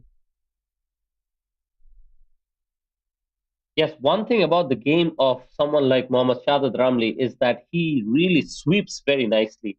So this is going to be a very contrasting partnership. We know that Sharvin really has that power, and Shahid Ramli can play all along that ground with his proper 360 style batting, even though he's very technical. So we'll have to see. Not many overs remaining, just a little bit over 5 overs, and we'll have to see if they decide to just watch off this over from Amir Azim or they decide to counter attack. And they'll be looking for opportunities without a doubt. Those balls, they'll put that away. Look at that. That's how he does. That's how he does. And with style, convincing Sharvin, the powerhouse of Blues, bring that six to add the score very close to 100. 96 for 6 now. Already 9 runs in this over. This is productive for Malaysia Blues. We mentioned that this is a contrasting batting in terms of the partnership. Mohammad Shahid Ramli is very conventional, but Sharvin Muniandi definitely has the power, and that was on display in that last ball. So Amir Azim has been taken apart, but Sharvin Muniandi needs to continue if the Blues are to put a good score. A good comeback from Amir Azim here. He knows what Sharvin Muniandi thinks. That is the experience. Left arm orthodox, full control. He knows what he's doing. Yes, a dot to continue, and he has 2 more deliveries left. Once again, another ball that is pitched up right there, and Sharvin Muniandi just defends at that. He needs to finish well here. Last ball of his 4 over spell. Not ready. Not ready, he said. That's pretty quick between the balls. Amir Azim. One more ball. Come on, champ.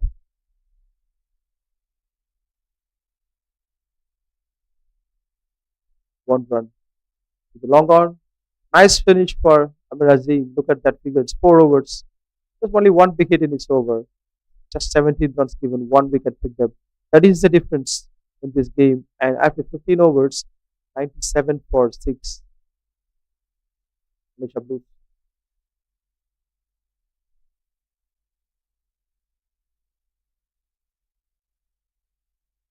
Yes, right now just the 5 overs remaining then, and we're seeing a very good partnership between Mohammad Shahid Ramli alongside Shavin Muniandi.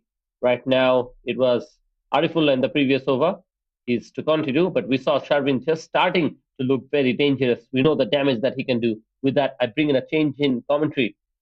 It's good to have Izaz back. Izaz, what do you think is a good score from here on? We were discussing maybe 150. Still, is it on the cards? Yeah, I think so that it's a lower side. It's not looking good here at this stage. But to me, like after the power play, like first six overs, those was you can say like a pretty good one. Like they scored 50 with a loss of two. But after that, that we are into this 16th over, they're 97, which indicates only 47 runs have been scored in the next 10 overs. So that's not a good going for them. Yes, that is what we were discussing earlier on, haven't we? The fact that it was only the innings of Virendeep Singh. If you take that apart, the Blues have really struggled to just put on the runs on the board, and all the other batters have so far struggled. They're hanging in there, but I think this is the time when we expect a good partnership to just develop and maybe take them deeper with that Arifullah to continue. And this is a much better delivery. Fuller targeting the stump, and that is what he needs to do. Yes, the last five overs from here on, must say the legal deliveries, those should be played up to the merit. But they will have to keep one thing in mind. They have lost six wickets with that couple hundred up in 15.2 overs. And I think so it's pretty late. That should have been in 12th or maybe 13th over. That may be a slightly better position for them. Yes, that is why we have to give full credit to the Reds. They've bowled brilliantly, especially through that middle over. No panic after that Virendeep onslaught. And it was the spinners, Kiza Hayat, Amir Azim, as well as Hassan Masood, really trying to do the goods, and they kept it very tight. Yes, and I think so that homework has been done by these red bowlers. They have done a good job. They were keeping the balls to the particular batter exactly where the lackings were. So I think so that they have done a good homework, as well as there is a bit of support with the weather too. Yes, and right now we're seeing Arifullah doing a really good job. We've seen sometimes it's difficult for him to just control his length. On occasions, we've seen him bowl a full toss, but so far, no damage done really. Just the 4 runs of the first 4 deliveries. Arif is really a good bowler. I had seen him that in the previous games, he's just keeping the seam up. And the way that when he delivers, his wrist work is been perfect. He's using his arm to bring the ball back into the right hander. So see that? He's just keeping that seam up. So maybe more fuller deliveries in front of the wickets. That will be the key for him. Yes, right now all Arifullah needs to pick up is one more wicket, but looks like Chadwin Muniandi is not here to watch around. This time he dispatches yet another maximum and looks like he's on the charge here. Exactly what the Blues need. Yes, it is. But it happens that when you are making something out of the box. So I think so that he shouldn't lose hope, Arif, the way that has been hit straight down the hill. He must try another one. Give the batter that he's skimming with the same pace, but that ball should be with a reduced pace, like slower one, with the same line, with the same length, and try to deceive the batter. Yes, what Sherwin is doing here really takes courage. It's not just about the way he's going. You can see yet another beautiful looking flick shot, this time towards the leg side. And Arifullah is once again being dismantled by that man, Sherwin Muniandi. A good touch to finish that over. 16 completed, 111 for 6. But Sherwin really turning on the heat here. Yes, exactly. 14 runs came up in that over, and Arif has been pretty expensive for his 2 overs. Nelson's for six in 16 overs. The Reds will be very fuming out there. They were just 1 wicket away from that opening the tail, if we can say that. And suddenly, the Blues have already pushed well beyond 110 runs and they have momentum in their side. So, with that, it is the final. So, of course, runs on the board will be putting the new batters when it comes to the chase under a little bit of pressure. And that brings on Fiza Hayat. We're wondering where he is. And we've often seen Kiza Hayat bowl very well in the death. We know it's difficult for spinners, but we'll have to see how he bowls, especially to someone like Sharvin. I think wicket to wicket will be a good option here for Khizar Hayat to deliver. And sometimes he's getting some variations, reduce pace, increase pace.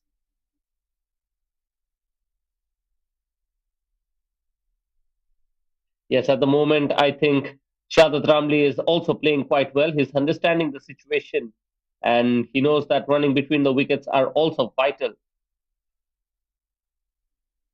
Yeah, weather is good, and the batters can run between the wickets quickly. And I think so. This pair must be last recognized pair. And on the other part, Reds should be trying to break this partnership because both these two batters they are batting superb. Just at that moment, there is a top edge, but just away from the fielder in the deep. Excellent fielding, and they are trying to stop that in partnership.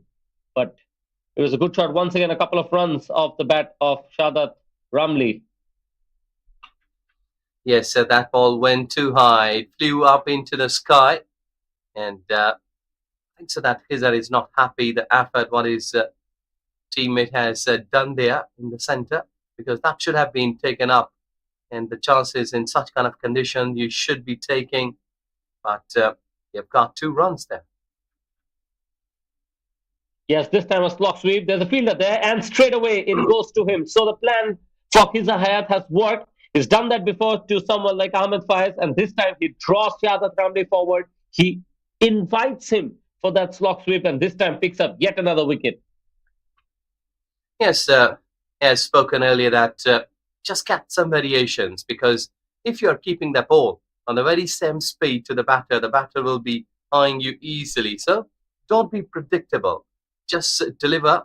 And I think so that previous delivery was slightly quicker, and this time it's slightly, you can say, like reducing the pace, and the batter was slight bit of early to play his shot there, and not being able to get the gap towards onside and lost the wicket. Yes, Shadat Ramli has done a decent job for their team, but he's fallen into a trap that was set up by Kiza Hayat. We mentioned that he doesn't really have to do anything fancy. He was smart with his bowling. He changed the pace a little bit, but all that was done is what the Blues wouldn't have hoped for because he was the partner that Sharvin Muniani needed to be at the other end. At this point, we have Mohammad Azri Azhar joining Sharvin, and Sharvin is yet to face Khiza in this over. For a moment, I thought it would be very interesting if he gets to face him because we know that Sharvin likes to play the ball down the ground, and we've already seen him do that on a couple of occasions before. So that's really one thing that hasn't worked for the Blues in this over. But we'll have to see if Khiza Hayat is able to just break through.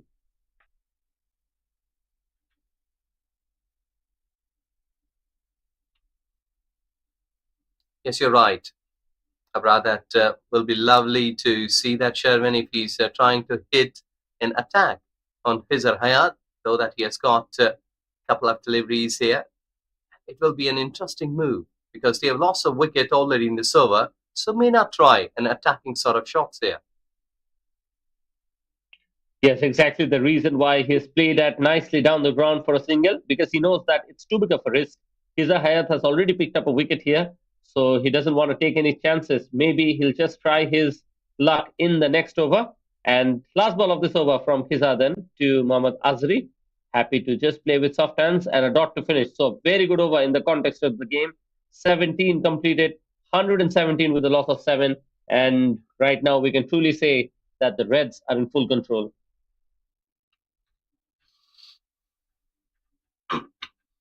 Yes, and target that looks like at this stage that if they can go like for another 3 legal overs, like maybe 20, 25 plus, and they can finish it up like 130, 135. It will be a good task. And I think so that the game will be alive still, that if they can score like 130, 135. Yes, definitely. And the final score will depend a lot on that man, Sharvin. So far, what a cameo this has been. He's 24 off 12. It's a strike rate of 200. He's been absolutely explosive when needed. And he's the one definitely who's been keeping the innings alive. He's walked in under tremendous pressure And right now, he'll be just trying to repeat what he's done against Arifullah before. First up, it's a very good delivery, an attempted joker from Arifullah, and he does the job. He brings in Azriasa, who he'll be much comfortable to bowl to. Yes, and Arif will be happy if he will be getting wickets, but dot deliveries will also mount pressure because here, if he can bowl like another 4 or 5 deliveries, just give away 2 runs and no wicket, I think so that he would have done his work. Yes, and definitely it's been a pitch with a little bit of stickiness. The ball hasn't really flown off the bat. So from here, maybe 135 to 140 could still be very tricky out there because it is a final and there will be scoreboard pressure. What an effort to stop that. Have you seen that from the wicketkeeper? And that could have well been overthrows. Yes, it is. He was airborne like a Superman, flying high and saving runs. So this is all about team. And I think so that sometimes the teammates they are keeping each other active. And I think so that's a time when he was testing that if the wicketkeeper is still alive and attentive. If I'm the keeper, I'm definitely asking the photographer for that picture.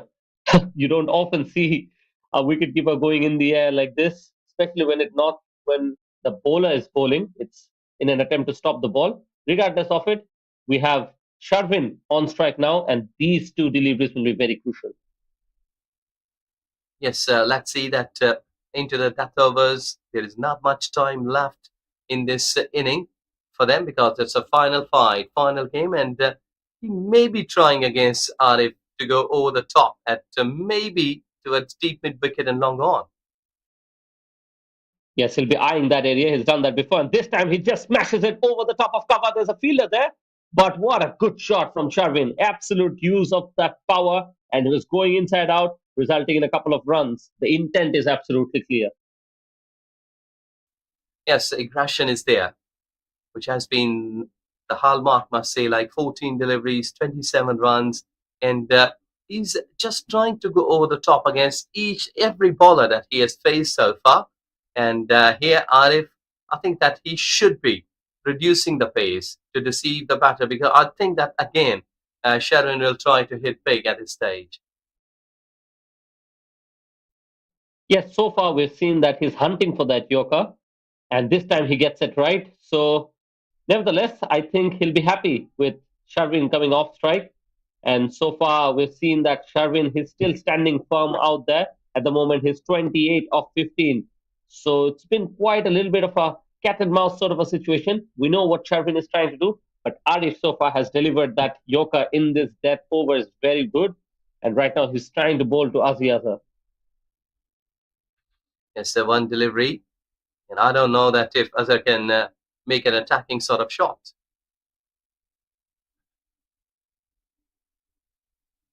And with that single, he'll keep strike. After that, we have 18 overs completed. It's 123 with a loss of 7. So they have somehow crawled to a score over run a ball, and they'll be trying for a good finish here. They have the right man, the Blues, Sharvin Muniandi, but he will not be taking strike for the first ball. It will be quite interesting. I believe they'll continue with spinner. Perhaps it will be Kisa, and he knows what the batters will be trying to do. He's a smart bowler, but he needs to do his job here. So far, 3 overs for 18, picked up 2 wickets. He's done a good job with the ball in hand. He wants to finish it off nicely. Yes, important over. That may make his economy rate or maybe decrease or increase. Bowled into the black hole, and he has got the wicket on the very first delivery of this 19th over. Excellent start.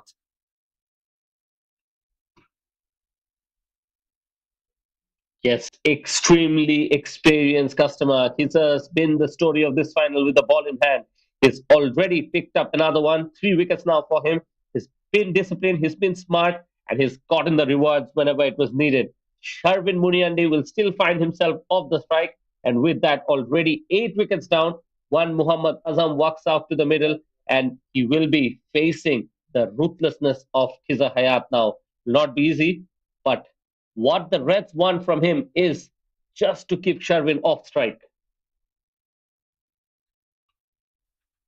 Khizar Hayat has become the leading wicket taker, I think so. Before that, it was Varandeep Singh and 14 wickets, and Khizar was on 13.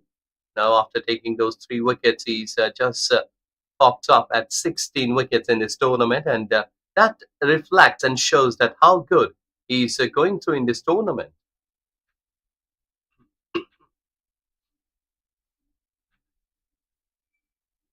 Yes, Kiza Hayat now has moved on to 16, and we have confirmation that he's the highest wicket taker. So that is so far a remarkable achievement in this T20 series because he's not just picked up wickets, he's actually held on to pressure. He bowls those difficult overs, especially at the death, and so far he's rewarded the captain whenever he has been trusted. With that, one Mohammad Azam picks up that crucial single and it brings on the very important Sharvin Munian on strike. Look what has happened. I think there's a cramp. It's the hamstring that he's gripping. We hope he's okay because this is going to be very crucial for the Reds. Well, sometimes it's age factor, and sometimes it's a weather factor, and lots of homework and lots of practices has been done in the past. Like we've been in through this tournament of 8 to 10 days continuously, and I think so that in the previous days the weather was quite humid, and for that you have to keep yourself hydrated, and there should be lots of minerals to go intake. Izaz, did I hear that right? Are you calling Khiza Hayat old? Because I tell you, he'll definitely try to hear this and he'll not be happy. No, no, no. He's not that old. He's the youngest old man out there, isn't it? Yes, and I think so that already those strips are there on the knee. I think so that he was having some problem, some pain there. Yes, quite unfortunate. Now that he's uh, upped his pant, it looks like there is some protection that he's having around that knee. The straps were there, and the cramp wouldn't have benefited him. But regardless, you can look at him. He's a champion, and is mentally very strong, and that is what will be needed. But let us remind ourselves, it is Sharvin Muriandi on strike right now, facing Khiza Hayat.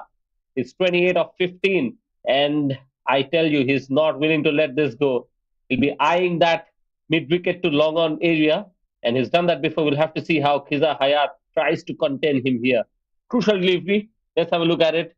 Here's Khiza Hayat to continue, and an excellent delivery. That is what tells you from the mindset that Khiza Hayat plays this game with. Yes, exactly. He has got the experience. He has got all of the talent, and I think so that keeping yourself in the boots that you have done in the past in a death overs will be a good option for him.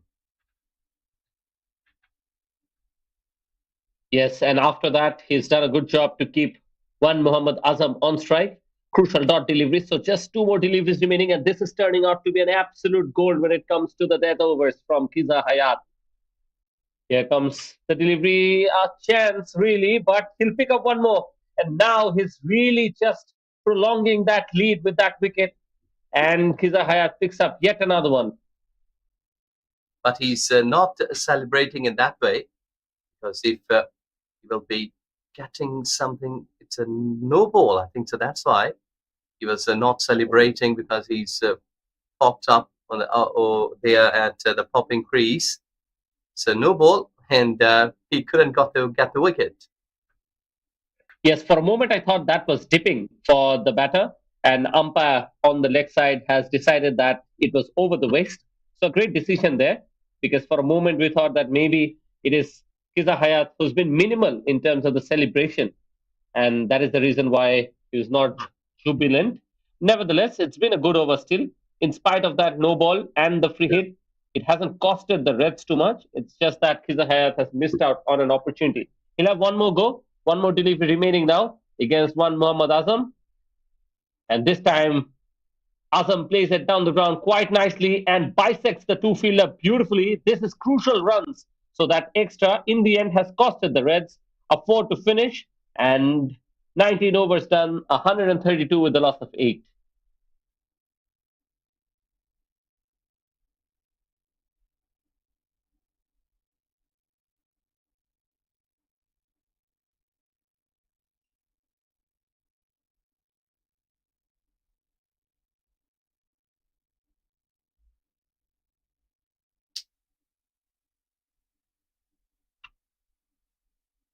Well, about last six deliveries and 132, what we were thinking that maybe 135, 140.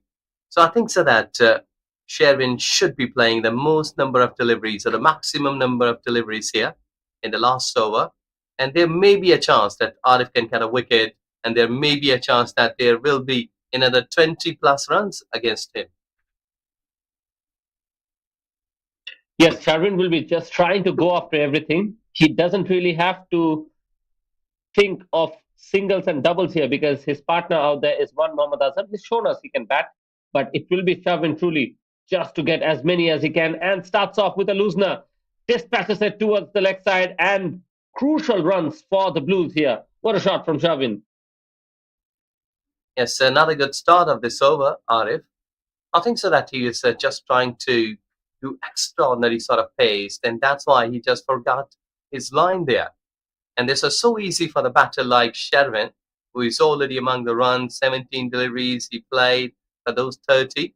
And now with that boundary 34 in 18 deliveries. So I think so that you may make some experiments by bowling some slower one, maybe getting backup length, because here, fuller length and backup length, both deliveries will be hit.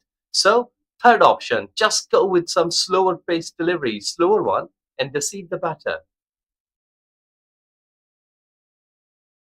Yes, Arifullah over the years doesn't really attempt those slower deliveries. He just tries to bowl as quick as he can, but on occasions he has just missed out on the correct line and length. And we know that sometimes Arifullah can also bowl that full toss. That's something that even Sharvin will be quite alert and quite aware. And that is the reason why he was ready to put that away when the ball was delivered onto his pads. So now five more deliveries remaining. The score on the board is already 136. That's really something which is looking very distant. So credit to the innings of Sharvin here already. Yes, he has batted well, extremely well, because at the top level, must say that only Virendeep Singh, and there was nothing to show with the bat. And there at the bottom line, he's the one who is just covering those lackings of the earlier innings. This time you were right to mention that Arifullah would have attempted and benefited from a slow ball, which was the case on this occasion. And Sharvin really played that very early, but still manages to pick up a couple of runs. Yes, here at this stage, batters are looking to hit you big as a batter, and being a bowler, you have to think actively before you will have to act before the batter has been thinking. Because I think so here in these four deliveries, the batter should be trying to go over the top, over the wicket to hit big.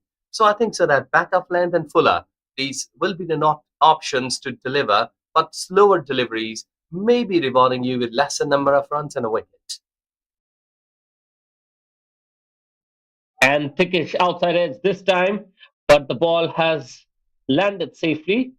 So Arifullah will be very happy and breathe a sigh of relief here because a single brings back one Muhammad Azam and Sharvin has gone off strike.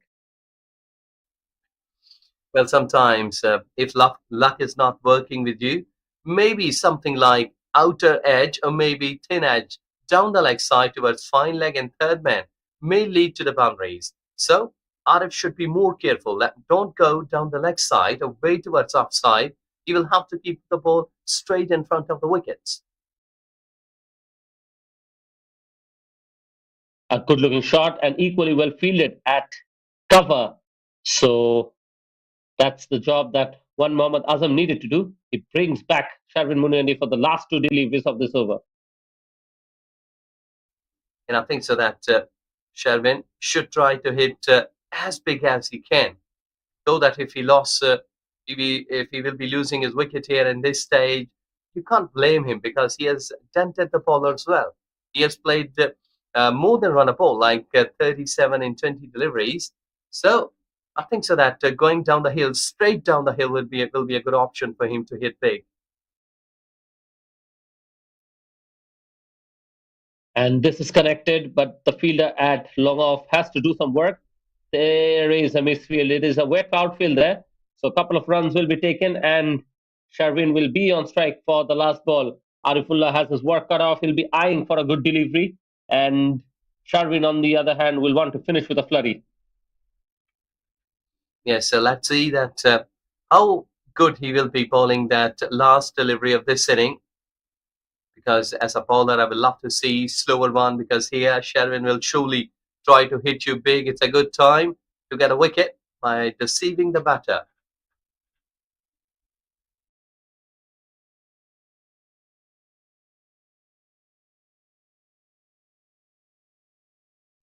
A good shot from Sharvin, but it's not a boundary. So Sharvin finishes off at 40, and that's the end of the innings for the Blues. After winning the toss, they had decided to have a bat first, and eventually they've managed to score 143 with a loss of 8. So Sharvin finishes on with a superb 40 of just 22 deliveries, showing incredible composure and incredible fight. It was Virendeep's 43 that was also the backbone of this innings and a masterclass in terms of control and power. But full credit to the red bowlers, Khiza, Ame Azim, as well as Junaid Khan, all did a fantastic job with the ball in hand today. And with that, the total is 143. It will be 144 for the chase for the Reds. So that is going to be a thrilling chase, full of tension and twist. So with that, we'll have the innings break here. And I request all to join us shortly after the break.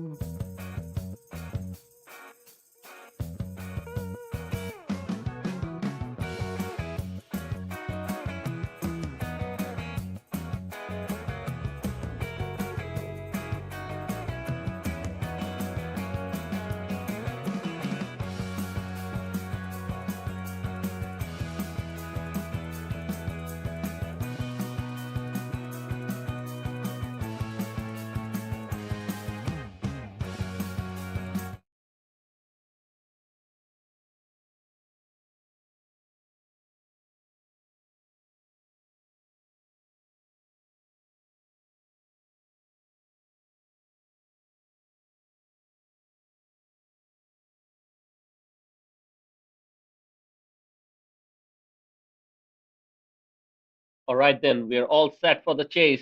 The Reds are walking out with a target of 144 in 20 overs, and on paper, it looks very much gettable.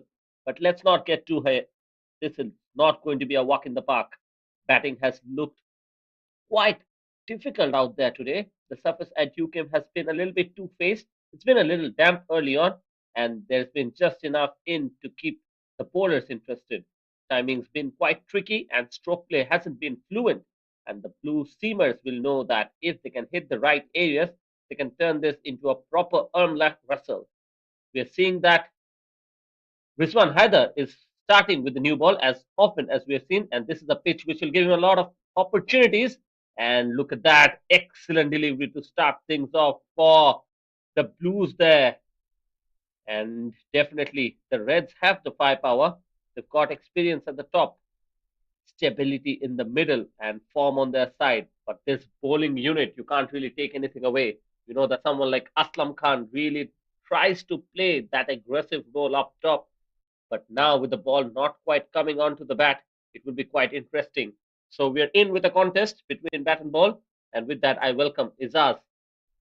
Rizwan Haider to continue, and not the best of delivery. Pulled away, smashed absolutely with a lot of ease on the leg side. And it starts off with a maximum. Poor bowling and absolutely getting the treatment that it deserved. Thank you very much, Abrar. And yes, it is because Rizwan just making it touch short. And Aslam was waiting for such kind of attempts and deliveries. And he is just managing it to go towards a long leg position and got 6 runs. So, on a surface like this, in a conditions like this, you should try like more fuller length deliveries rather than backup length.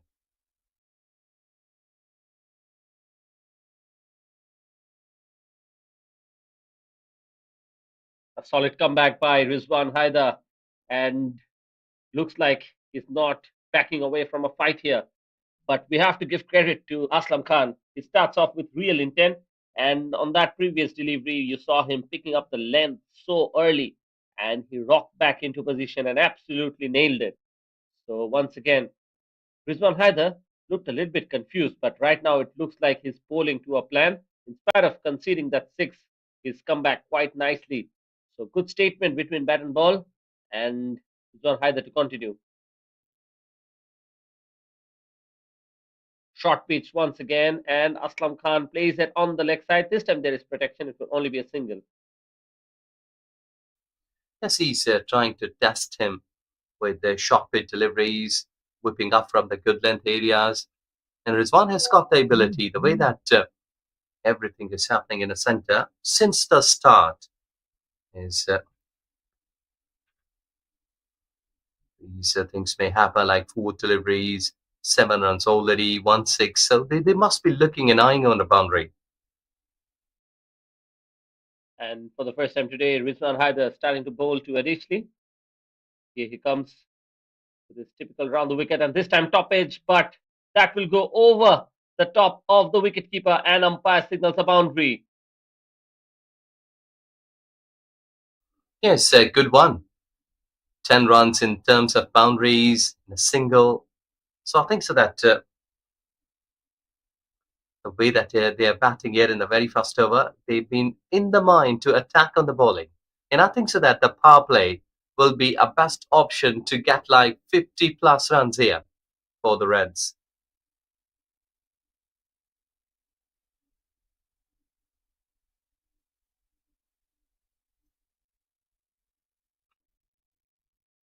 Eleven runs already in 5 first deliveries.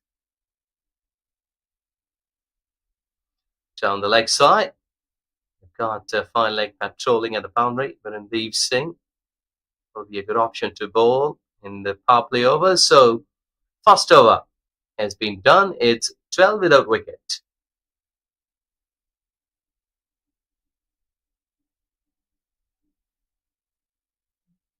Yes, so definitely what a start this has been for the Reds after coming out to bat at this modest target. Looked like Rizwan Haider was trying to just do something extra. He's bowling short throughout that over, and Aslam Khan really took a liking of him. And on that second last delivery, you saw Adesli just rocking back at the stump and just playing that over the top of the keeper's head.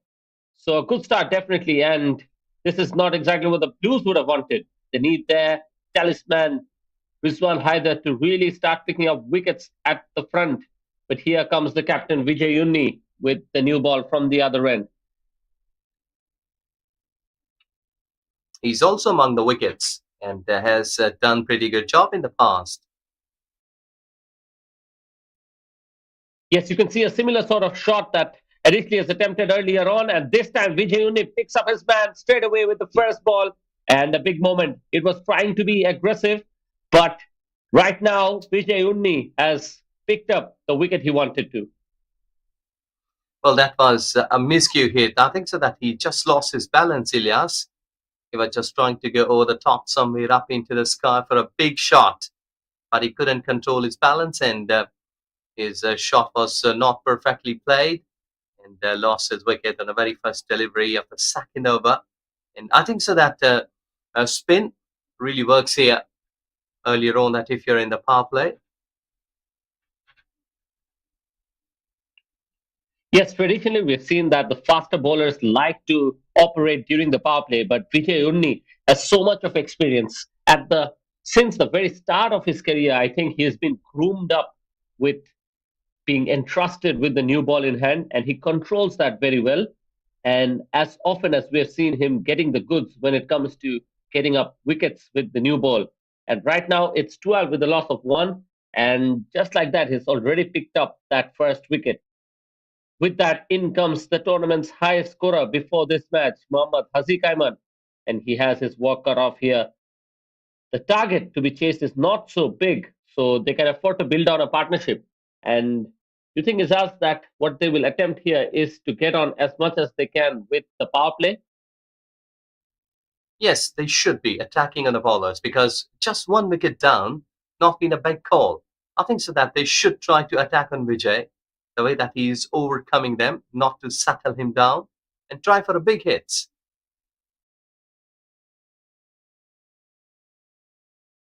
It starts off well against Haziq Ayman.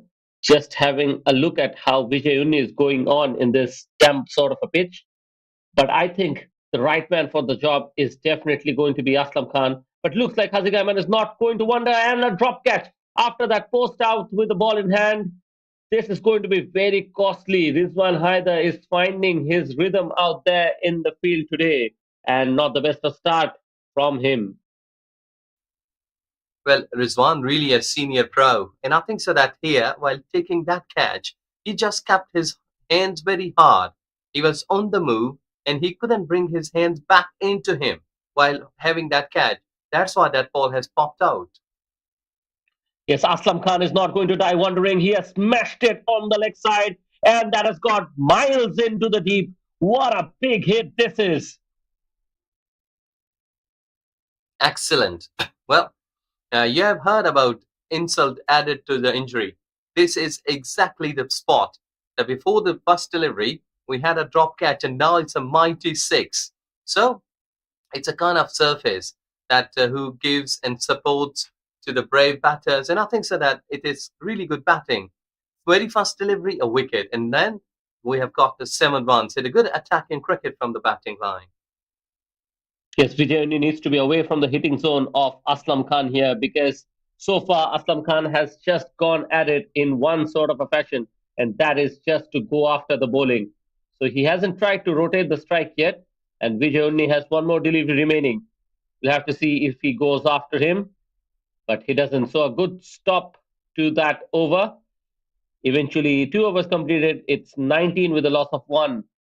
But really, Vijay only needs to find a bowler here, you think, who can just do what he has done in this over. Yeah, kind of a mix-up sort of over that he has got a wicket and then the batters, they were trying to chase him. And I think so that Aslam, that he's batting aggressively, he should be playing most number of deliveries in the power play.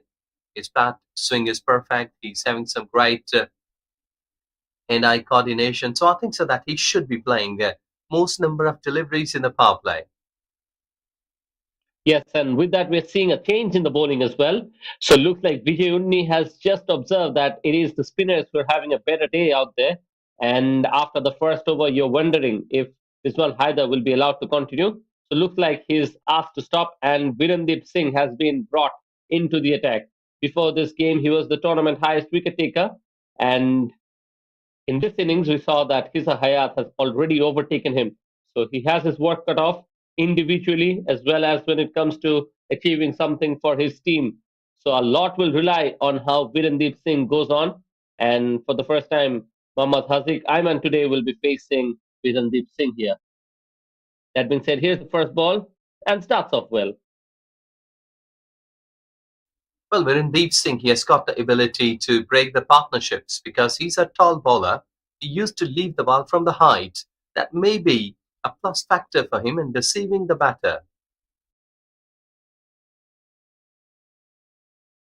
Yes, Virendeep Singh really uses his crease quite nicely, and he plays with line and length. Sometimes you always have to watch out for that arm ball, but regardless of it, you don't really expect that, do you? Misfield there, straightforward, should have been stopped, but a boundary for Mohammad Haziq Ayman.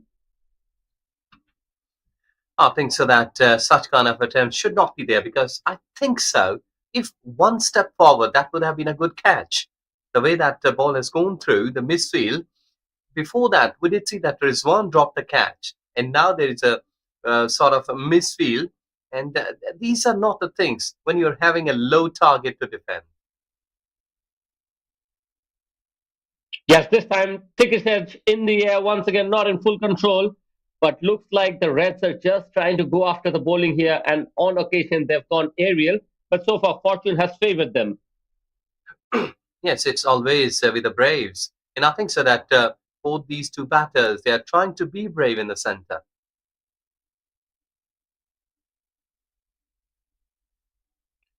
Yes, now Aslam Khan is facing Virendeep, and looks like after getting a few boundaries, he's just trying to have a look at the spinners here.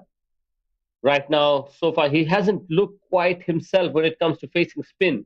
And that is why you have to get full credit to Virendeep Singh as well as the captain of the Blues, Vijay Unni, to decide to continue with spin here. Because so far, the spinners have definitely outperformed the seamers.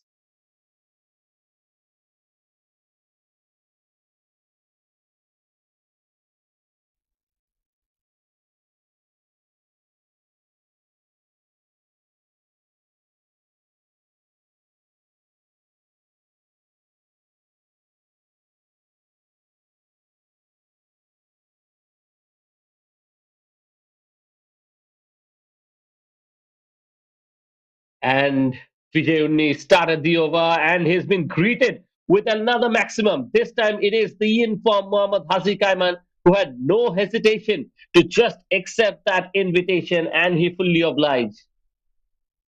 Well, Hasek is among the runs. He's in a good form in this tournament, and that's why he's on the top of the chart. More than 280. In fact, I think so. Here at this stage, he has scored in this tournament, which indicates that he can play well either against the spin, against the pace bowler. So I think so that his presence at the crease will be a key factor for the victory of his Malaysian Reds.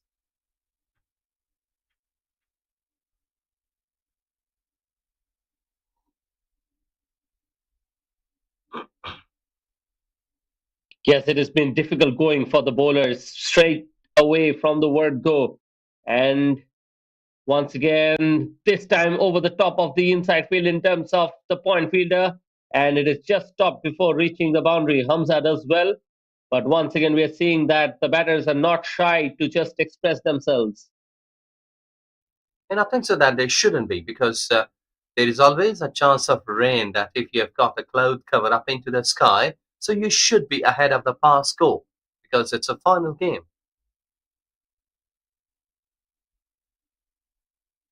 This time, just trying to guide that away on the offside, and good running between the wickets.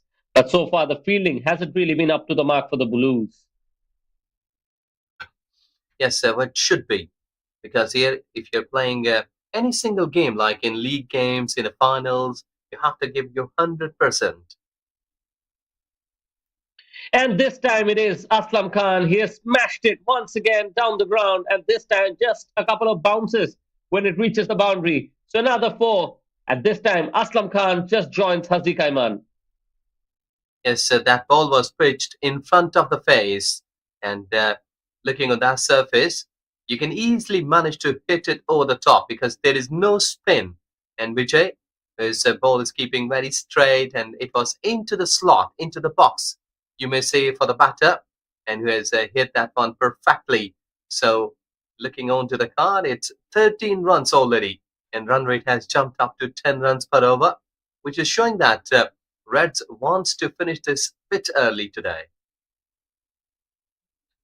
Yes, now it looks like they've started to attack the spinners, and short pitch delivery this time pulled away on the leg side. No one is there to stop it, and once more another boundary. Aslam Khan has quickly moved on to 21 of just 11 deliveries.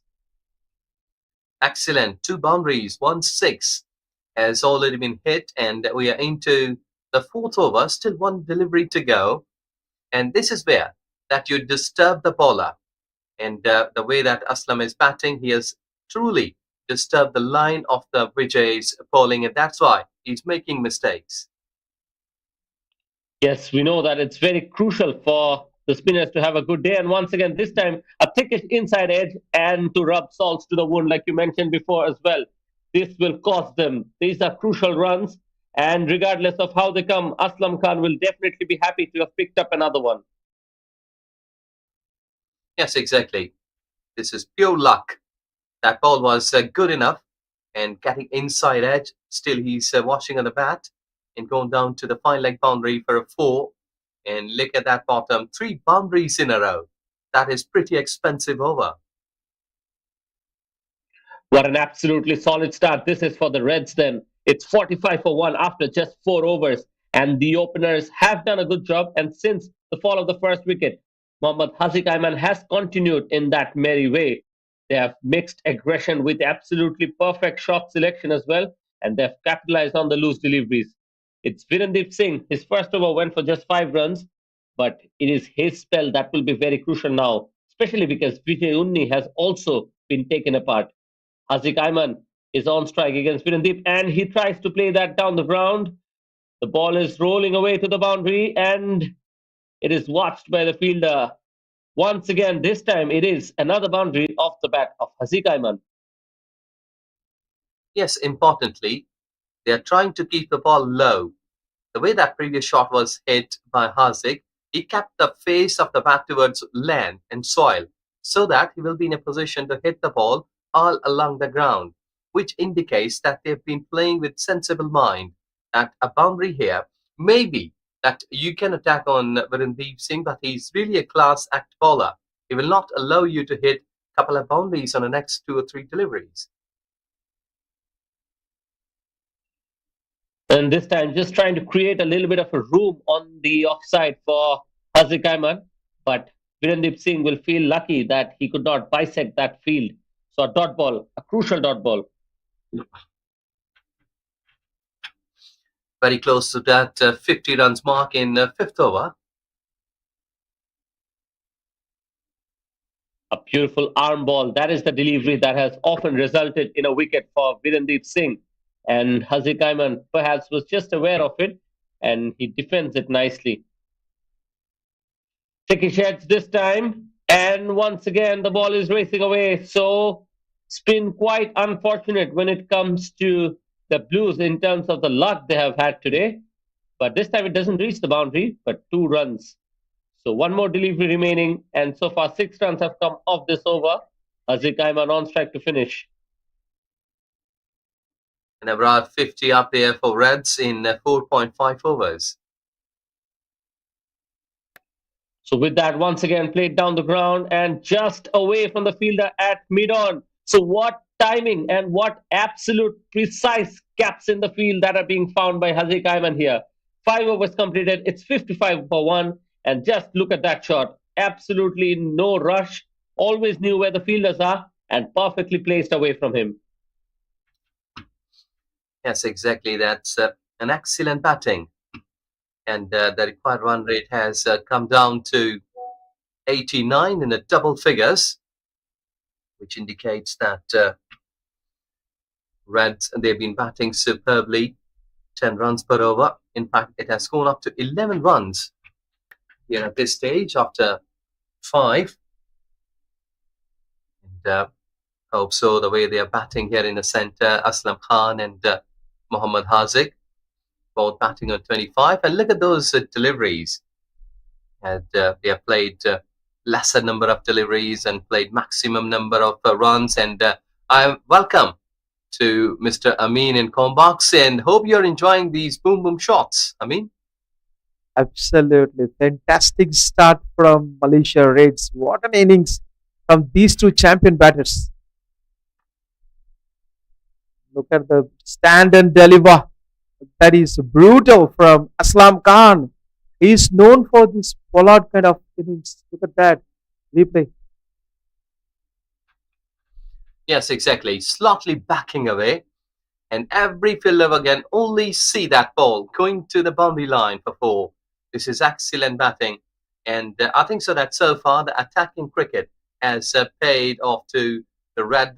And I think so that if they will keep playing like this, they may be finishing it with 11 runs per over in the next 7 or 8 overs. That's perfectly said, Ijas. And what the way they are batting the first 6 overs is setting up their tone to chase that 140. Look at that shot. Look at that shot. That is sheer power from Aslam Khan. And he is in the top order. He is asked to open the innings to do these killings. This is a very good strategy from the captain Amir Azim. The whole series, Aslam Khan has been playing top of the order and he is changing the dynamics of the games. Excellent, excellent shot. Yes, exactly. Positive intent, positive batting in a big day, in a big final.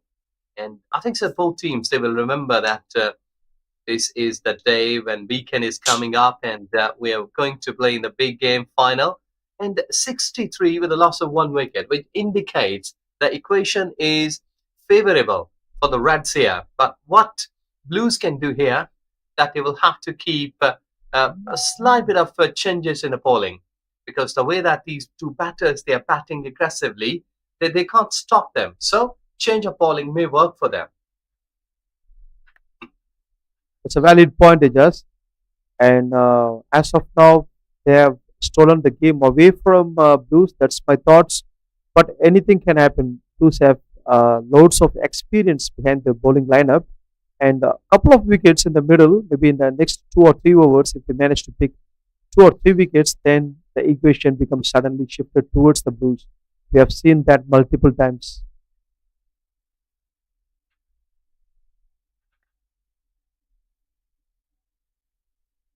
With one, this is stunning shot. This is improvisation, and Aslam Khan is in the mood to kill the bowlers, and this one at the receiving end, not enjoying really. Look at that. Yes, I mean, it's a sort of a helicopter shot, the way that he has played off the bat, and off the pads, in fact, towards onside, keeping his left leg away from the spot and keeping his balance right. It's a hat trick of boundaries, 3 in a row against Rizwan, 24 runs, no wicket, which indicates that he's in pressure. Which shot you like it does? The helicopter, reverse sweep, the unconventional. Which one you like? I think so, helicopter, because these are really rare shots. This is massive, massive shot from Aslam Khan, the big boy with brutal strength. He is showing that he is a master today. Yes, exactly. Masterclass, in fact. That is excellent batting, superb, clean hitting, and this is called the perfect way to utilize the power play. And he's up against the most experienced candidate, left arm pacer Rizwan, and he's throwing him like left, right, and center. This is more than a big hit. Goes very high underneath the fielder, and it's out. It's out. What a relief for Blues here. The big man is gone, but he has done enough damage. Yes, you're right. He did try that. Four boundaries already been hit, and that has gone way up into the sky. An excellent catch. You were just looking into the sky, white clouds with white ball. But what a batting! 17 deliveries, Aslam. You have played a marvelous inning today. 41 runs, a quick cameo, and he has set the tone for the upcoming batters to win this game for them. Massive power play scores and less than 6 overs. 2 wickets gone, 71, and they just need 73 to win. The batting order they have, the Reds, even Amir Azim is still waiting to bat, and they look like it. Reds game today, but let's see what Blues can offer in the next 5 to 6 overs. That's very crucial for them. Yes, I mean, and look at the sky. The clouds, they're ticking, and there are more dark clouds coming up.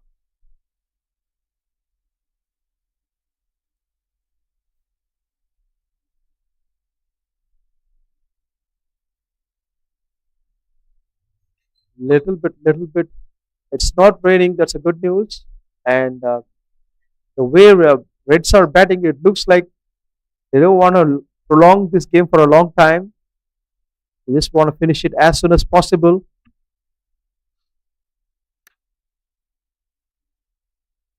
While we're Yes, exactly. talking, while we're talking, Azhar Masood is in, and this one is has to bowl the last ball.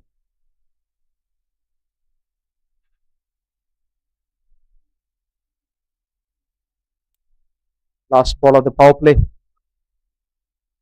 Nicely played to the backward square leg. Couple of easy runs to Hassan Masood. The batters are making it easy for Reds. 6 overs done. 73 for two. Malaysia Reds is completely dominated the power play.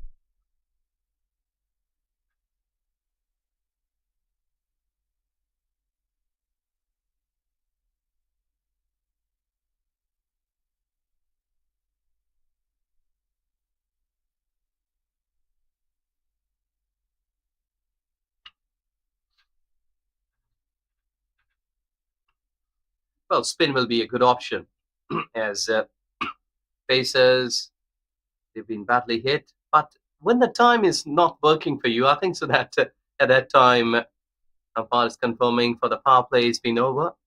I think so that when batters they are denting you, it's not been a case of spin and fast bowler that you've been both badly hit.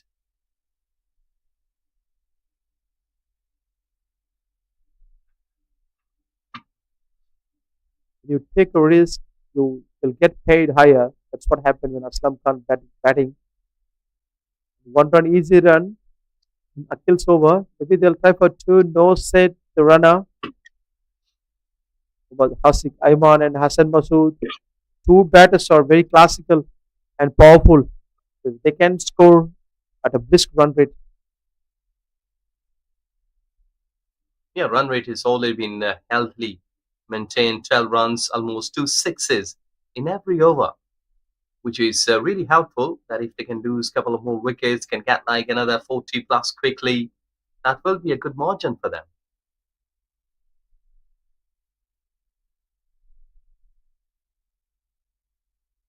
They're very elegant and easy, taking singles very easily. This is very dangerous considering the way they're batting. Blues needs to do something different today.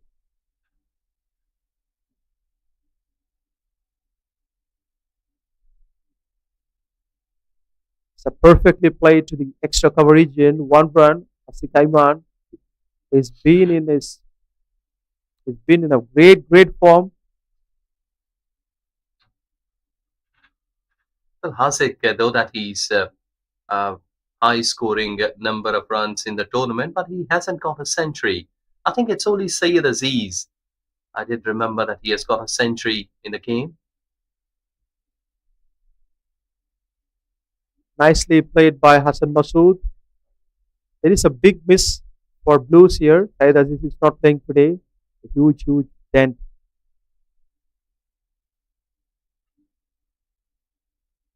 And such kind of big players been badly missed. This is absolutely hammered. Easy six for the powerful Hasik Aiman here. He's still continuing the momentum where Aslam Khan left. Superb batting. Well, I mean, in this over, they have achieved 10 runs, which they have been marching since the start of the inning. And I think so that 10, 12, 10, 12, that's really an easy going for the batting line.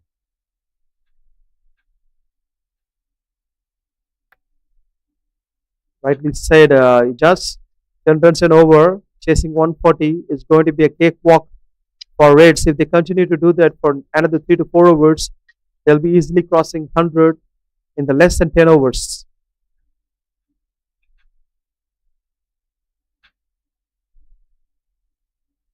Seven overs done, 83 for two. Malaysia Reds is flying very high in chasing the target. They just need 61 runs at less than 5 runs and over. And that is pretty achievable. The teams that who are batting well, and they've got the batters like Haziq and Hassan. I think so that Haziq will be the key. He has played the lesser number of deliveries and played maximum runs.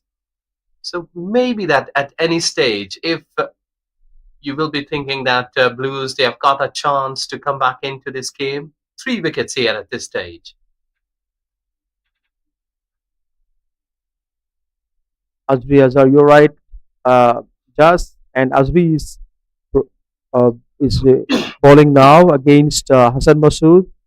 These two batters, if they give a partnership, it's going to be done for Blues then because Hassan Masood is a classic batter and he plays based on the merit of the ball, and Azik is naturally an aggressive batter.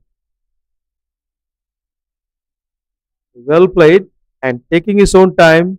Nothing wrong at this time because they are very well ahead of the game.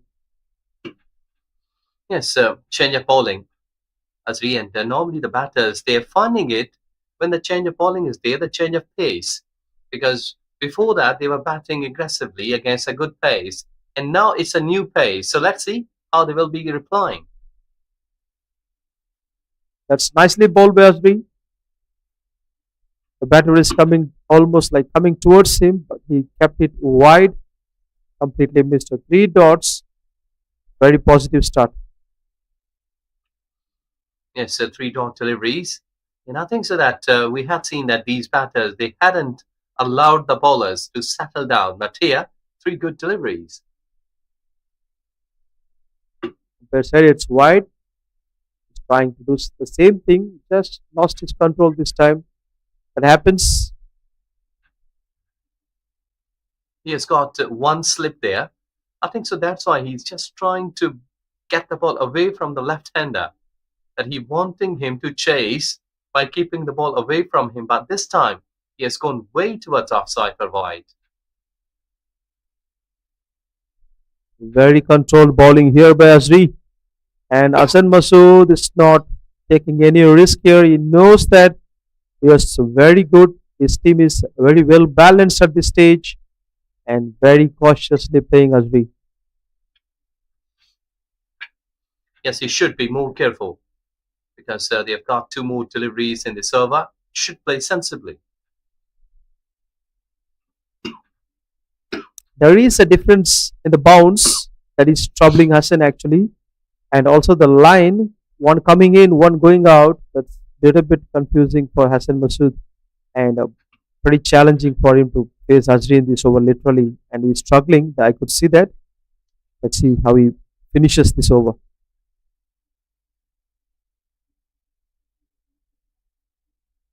Looks like a wide ball, but slightly just inside the line. And what a very good over when they were scoring 10 runs and over. He just gave only one wide, almost a maiden. Fantastic job by Asri. 84 for 2 after 8 overs.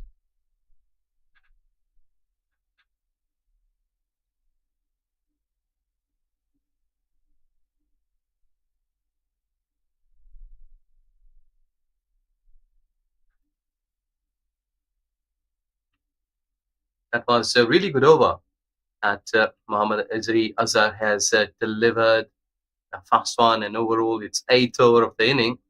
I think so that they need some more quality class overs here in this inning, because if you're keeping them quiet, like 3 or 4 overs with like maybe 3 runs per over, the pressure may mount, because now it's 5 runs required per over. When this will be shifted up to 8 runs required per over, you may think that that will be the time for the Reds to think and make some shifts.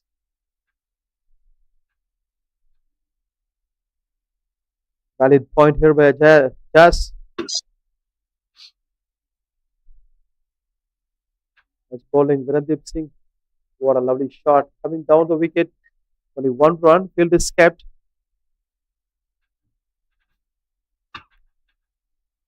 Partnership is also building up here. Hassan and Hazik, they've been trying to keep their heads cool and calm together. But Virendeep Singh, really an experienced player, or just making his fielders exactly where they should be. And you will have to act upon your own field positions, because if you've been keeping the ball towards offside and you're carrying those fielders towards on, it will be a huge mistake.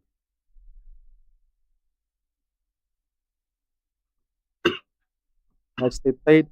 No runs. Hassan Masood. 4 runs of 10 balls. Taking his own time. Settling down. Oh, that's a leading edge. Maybe the keeper missed the catch. Virendeep Singh is upset.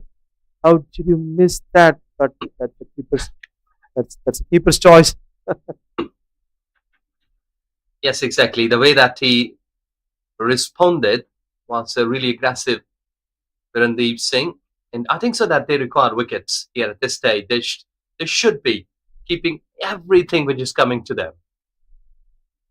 It's a massive shot. Ball goes high. Virendeep Singh is underneath and he missed it. Oh my goodness. I missed the catch. That is a very, very, very important catch. We almost caught it. Back to back opportunities. Yes, that went too high, and he was by himself coming underneath it. And I think so that he hasn't traveled much to grab that ball, but at the end, he was not in a perfect place to grab that opportunity. And the lifeline is there. With that, it's 9 hours gone, 86 for 2. And back to back good bowlings by the Blues. Virendeep Singh just given 2 runs and Ajri gave just 1 run in the previous over, and they are coming back slowly into this game. But all they need is the wickets, 2 to 3 wickets from now in the next 3 to 4 overs. That will put pressure on the Reds. Let's see how these two batters, champion batters, react to these things. They should keep the momentum. What they have got, like 10, 12 runs per over, they shouldn't stop it. Because when you have been keeping a healthy run rate here at this venue, the bowlers must be under pressure. This is fantastic shot, but there is a fielder to protect that one. Only 1 run. Hassan Masood, a bit relieved man to score 1 run against Azri. I think so that here the singles won't be getting any sort of anger from the bowling captain, because if they can score like 5, 6 runs per over, and for the next 2, 3 overs they've been keeping that momentum, I think that will not be a bad option for the bowling line. But keeping more dot deliveries may raise a bit of pressure on the batting, because required run rate, as already spoken, if it will be touching more than 8 runs per over, that will be a thinking time for the Reds.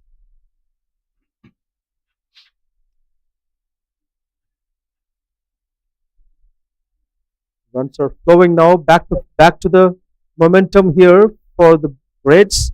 1-1 in Azri's over. They need this momentum keep flowing. They need to cross that 100 mark as soon as possible. Put the pressure back on the Blues. Yeah, pressure is the key, and that can only be getting by getting some quick wickets, 2 or 3. Almost hitting the stump, very close, and a quick run between, and all drama is happening here. Very, very close call. One run added to the score. Yeah, these sorts of dramas may happen at the stages, but you can clearly see that the luck is favoring to the Malaysian Reds here. The way that first inside edge has saved, and then the run out chance was there. So the things are favoring to the Reds here. So they may try for a boundary. This is a big shot. Someone is underneath. Can they catch it? Yes, that's none other than the superstar Sherwin, the athletic, the ever dependable, the most trustable fielder for Blues. Caught him, and this is an important wicket for Blues. What do you say, just I think so that he was slight bit of early in his shot. He was batting well. Hazik, he's the leading run getter. I think so. He's slightly quicker and earlier in his shot there. That's why it took the leading edge. He wanting to go towards mid wicket and maybe somewhere on long on, but couldn't finish it properly where he thought lost his wicket. perfect time for Blues to come back? And here comes the captain of the ship, Amir Azim, for Reds. He is going to do the middle order finishing role for Reds.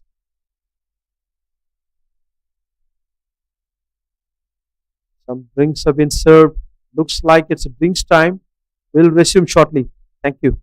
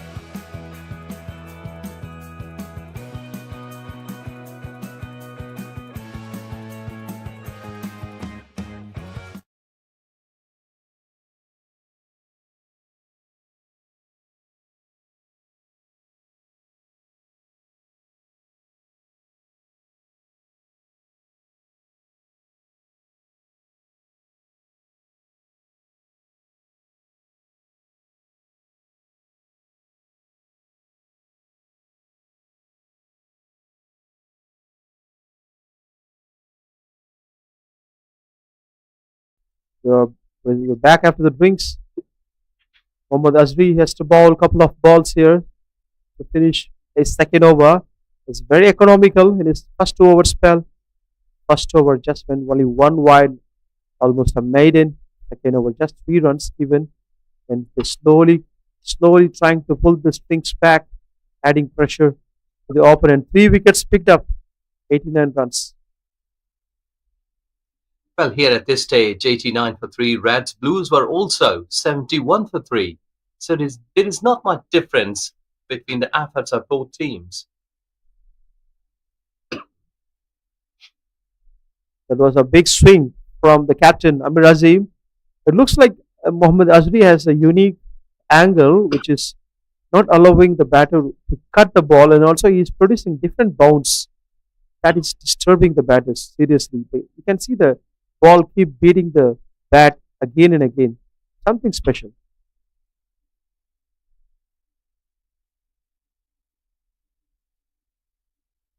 Nicely played for 1 run.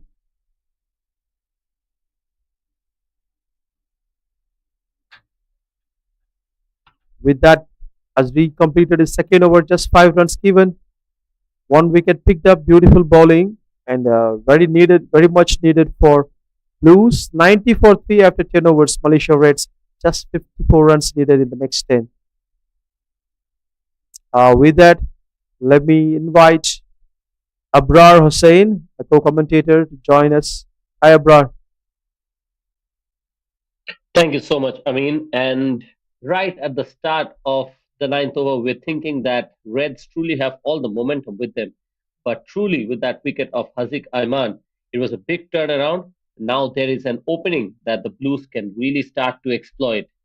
And right now, it is Mohammad Amir Azim, the captain, who's walked out to the middle alongside Hassan Masood.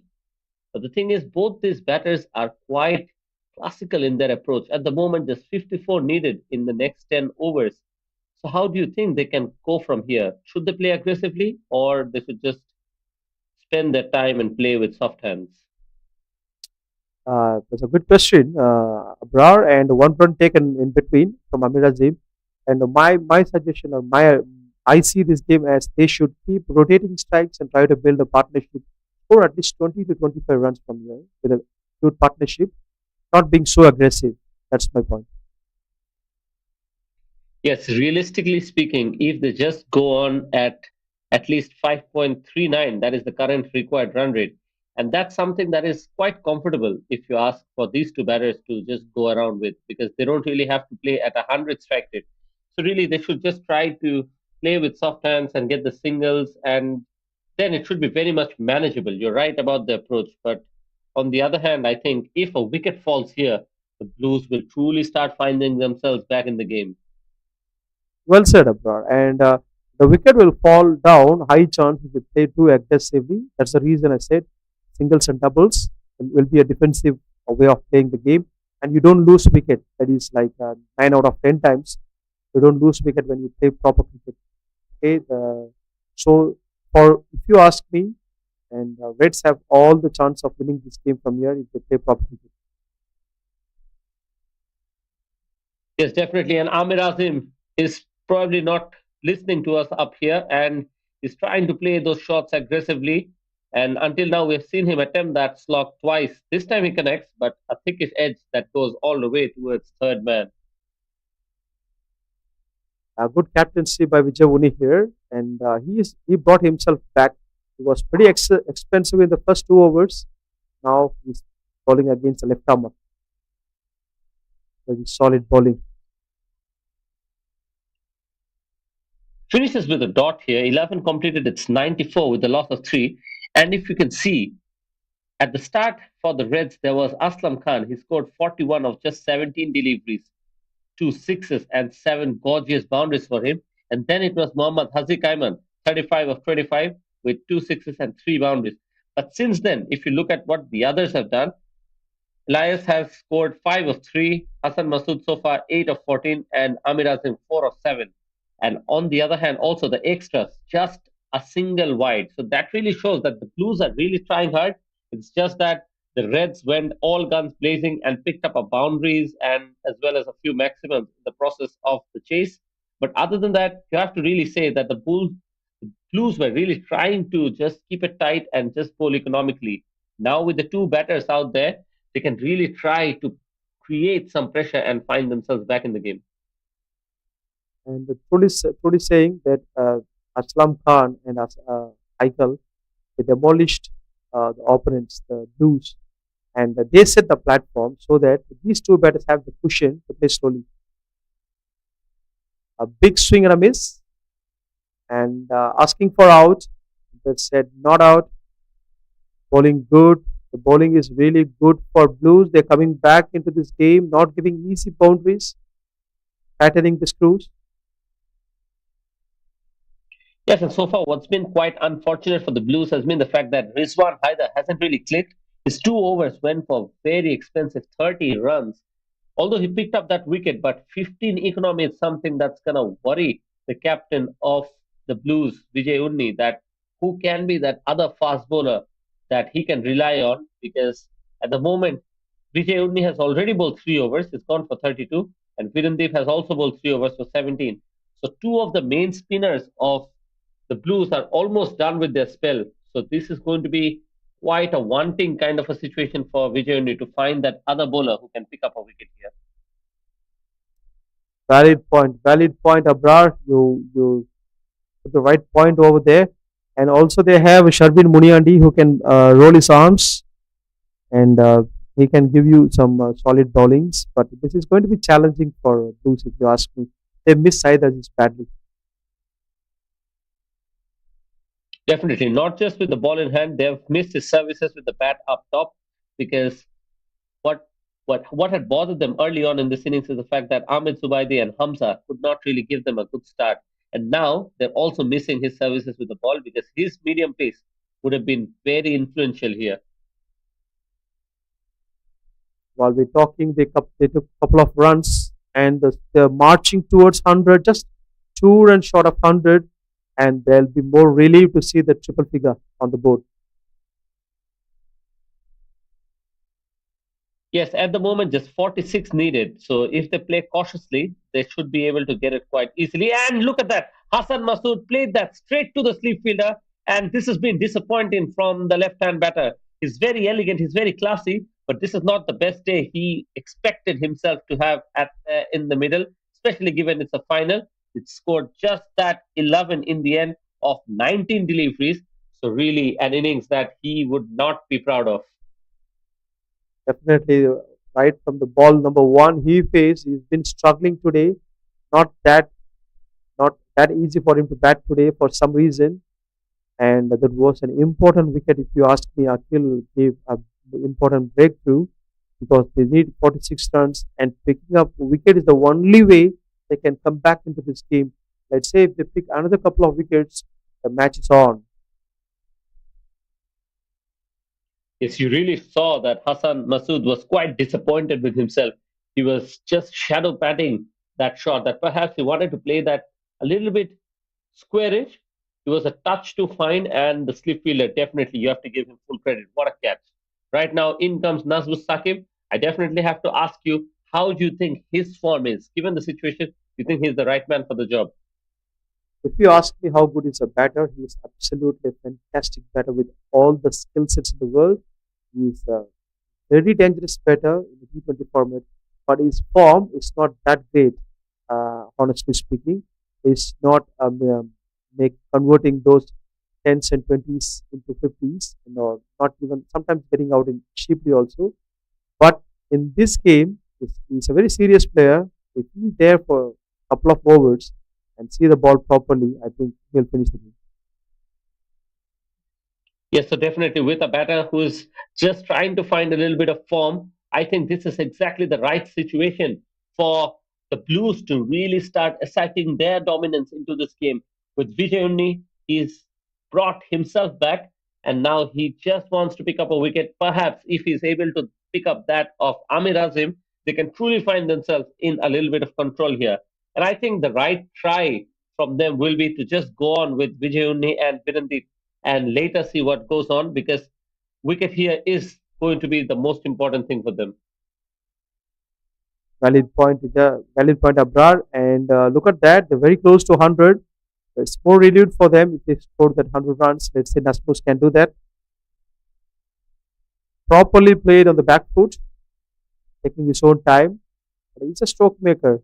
One loose ball will put them away easily.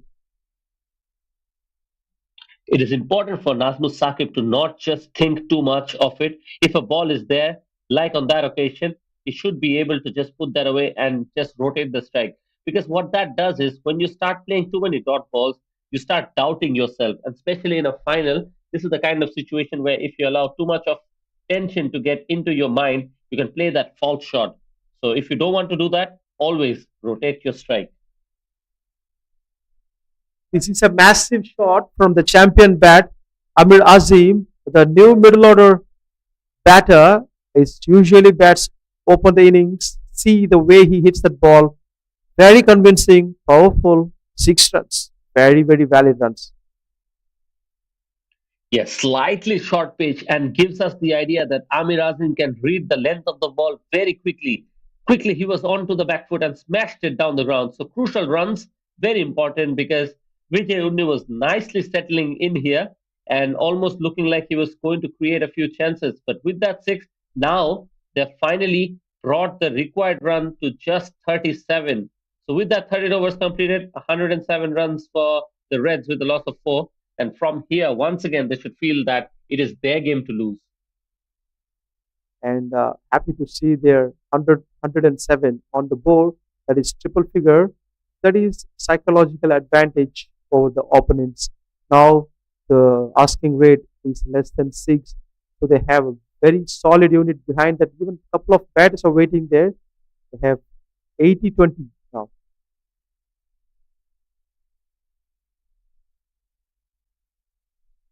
No runs. Yes, looks like Akil to continue, and you're right that most likely it is going to be very difficult for the Blues unless they start picking wickets here.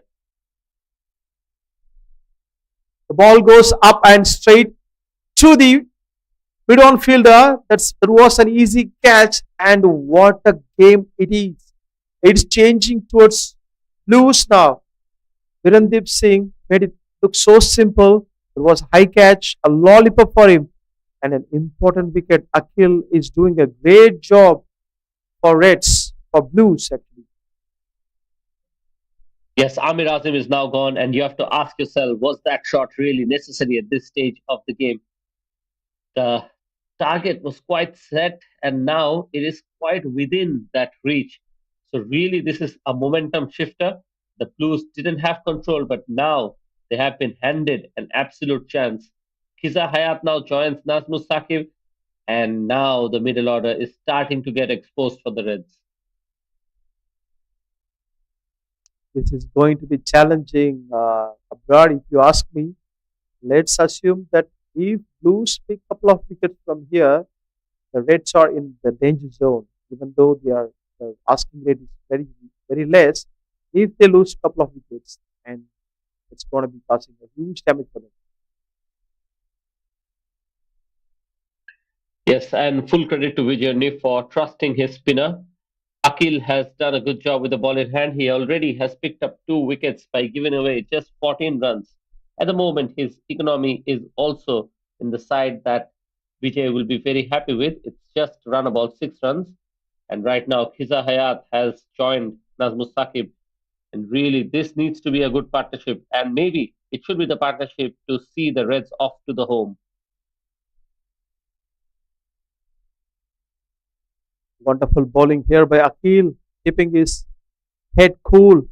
That difficult situation, that two wicket is a match winning back to back Yes, deliveries, beating the batter.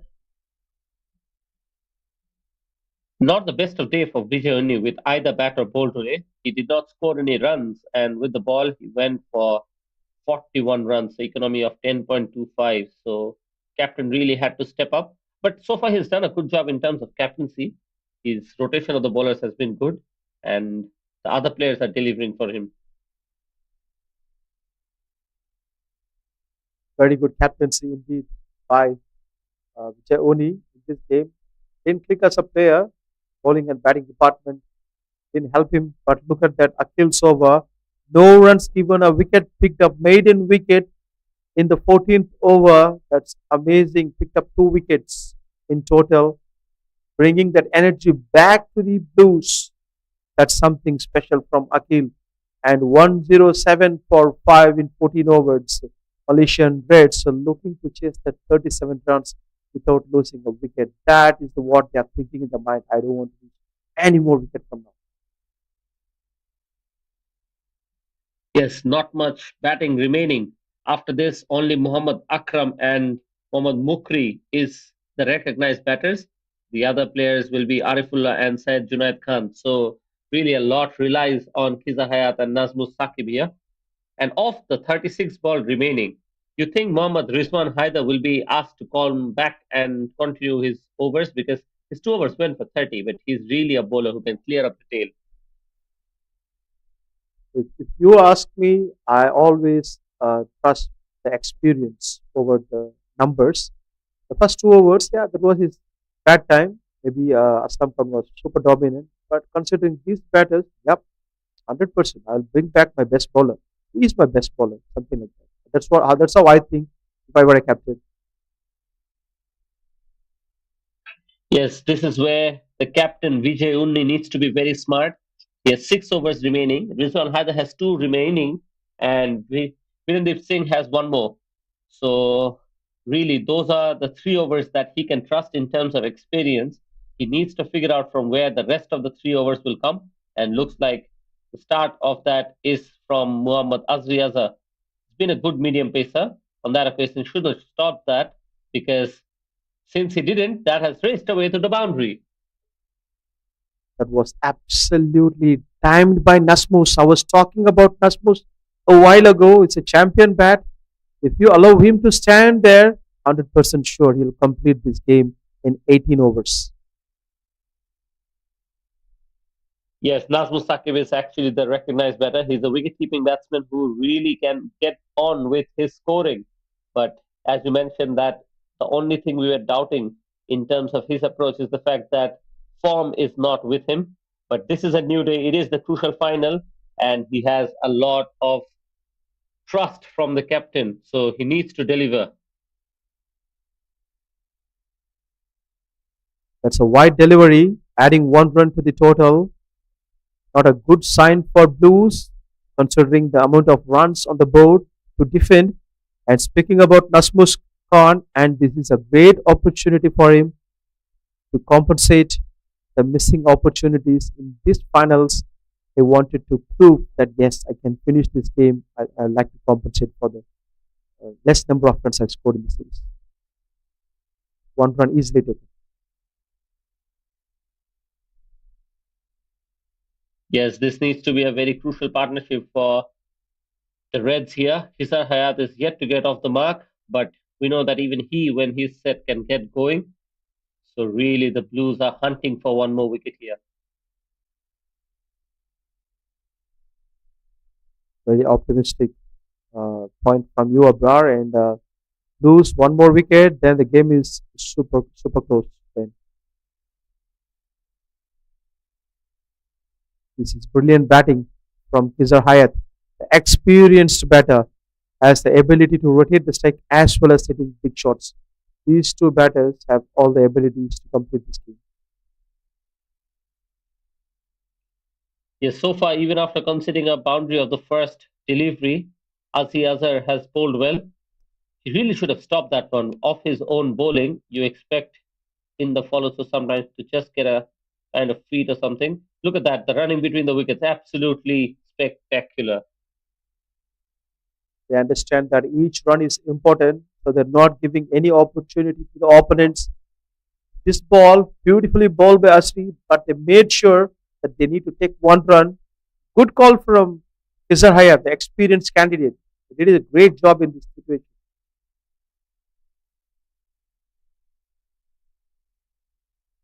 Just two more deliveries remaining now to complete the 15th. Khiza Hayat is on strike, and Aziaza so far has done a good job with the ball in hand. This time played Oh, away onto the offside and just away from the fielder. I must tell you, abroad, that was heart in the mouth situation for Kizar Hayat. That was very close to the cover fielder. Just missed his hands and went for 1 run. He was very scared of that ball.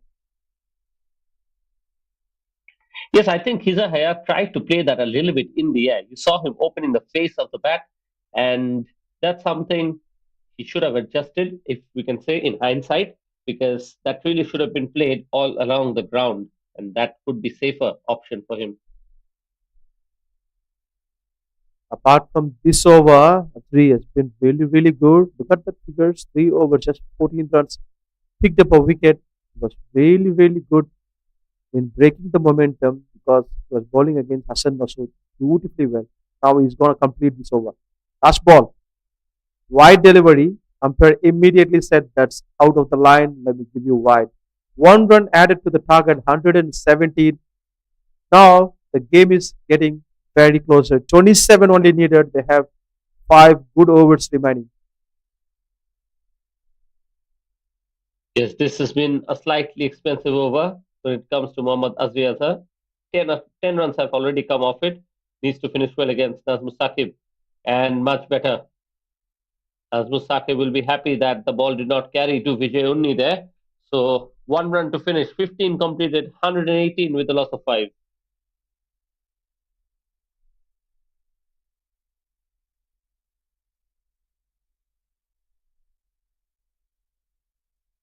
And with that, to take us through to the rest of the game, I have Izaz joining me again. So really, the game is truly in the balance. 26 needed off 5. It seems like we can say that the batting team is ahead, but I can't really conclude that that is the situation because so far the Blues have truly come back in this game. Yes, it's a final of its own class. Exactly what we expected from the both teams. And here you're right that we are in between two minds that who will be winning the game for this one. And I think so that here at this stage the batting should be an edge. Yes, really, they need somehow a thing to favor them. But look at that. Nazmus Saqif really played that out of nowhere. He did not have to do that because required run rate was well under control. And Akil comes in, picks up a wicket, and now the Reds will find themselves in a spot of bother. And Khizr was looking at him quite angrily that what you have done here. It was exactly the not needed at this stage because we are running down the hill with 3 or 4 runs. And I think so. It was a big mistake. Can be a turning point of this game for them. Yes, absolutely unnecessary if you ask me, because he didn't really have to do anything flashy out there. Sometimes a good composed innings is all that is needed because primarily the main focus of a batter is to take your team to the victory line. But sometimes we forget that, and batters try to do something that is too extravagant, and eventually, in the process of doing that, a wicket can be lost just like that. But what this wicket has led to is another wicket falling for the Reds, and now Mohammad Akram has joined Khiza Hayat. So I reckon this is going to be the last pair, really. If a wicket falls here, the Blues will truly find themselves in a comfortable situation. Yes, it's all about keeping the heads cool and calm and presence of mind. That will be the key because the wicket here, that was a lolly delivery. You can say that like sometimes a lolly delivery has been mishit and such kind of activities may happen. So at this stage, another thing is positivity. They've got one slip in place. Yes, it's sometimes all about resisting that temptation. Sometimes the bowlers can be really smart. They'll just toss it up and ask you to just go after it in an invitation to just play that false shot. So, really, that is the challenge for the batters to just deal with that composure. And on that occasion, Nazmus Saqi was not quite up to the task. And right now, the team, Malaysia Reds, find themselves in a very uncomfortable situation. Yes, exactly. And with that wicket, you may be getting some pressure, which has been increasingly increasing and mounting on your batting line, and you may make mistakes. Yes, because at this moment, you definitely have to wonder that what has happened after that explosive start from Aslam Khan. He scored 41, and in the middle, we saw Haziq Ayman composed with 35. And for a moment, we were just thinking that they'll be cruising towards victory. But since then, wickets have tumbled at regular intervals, and the rhythm has been completely lost. At the moment, the pressure is very much on the batting side. We'll have to see how Akil goes from here. It's a boundary required here to get that pressure off. Just away from the batter, played away nicely on the offside. Should be good enough for a single and bring back Hiza Hayat. So Mohammad Akram definitely doing his job. Yes, keep rotating. Give the chance here to your senior pro, and I think so that will be the key. How he will be producing.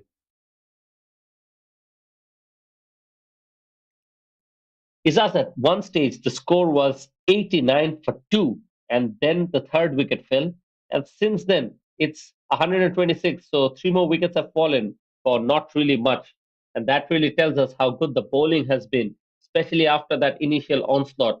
Once again, we see a very good spell, end of a very good over from Akil. His 4 overs gone for just 17 and he's picked up 3 wickets. So a very good spell of spin bowling from Akil Wahid comes to an end. And we're down to the last four. Who do you think is ahead at this stage of the game? Well, equation is pretty balanced because 6 wickets and over here 23 runs. I think so. Still, I will reckon the batting is slightly ahead here. That I will give a bit of the cushion to the batting because in the hardball cricket, it's only about 1 over. If a batting line here can get 8 runs or maybe 10 runs, they will be in a comfort zone. Because to get a wicket, that may be little hard. Either or till the batter is making a mistake and may give you and may throw his wicket here. Otherwise, it's really a good surface to bat on. Yes, and definitely. I've been following Mohammad Akram. He's been quite a talented batter as well. He's a handy all rounder.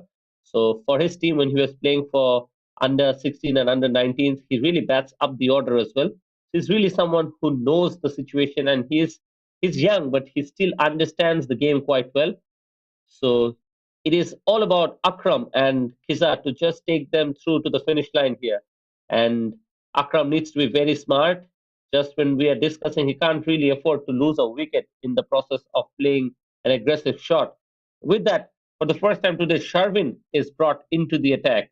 And Sharvin, with his lots of experience, will just try to pick up a wicket here. Yes, he's an experienced bowler. Let's see that if he can break through.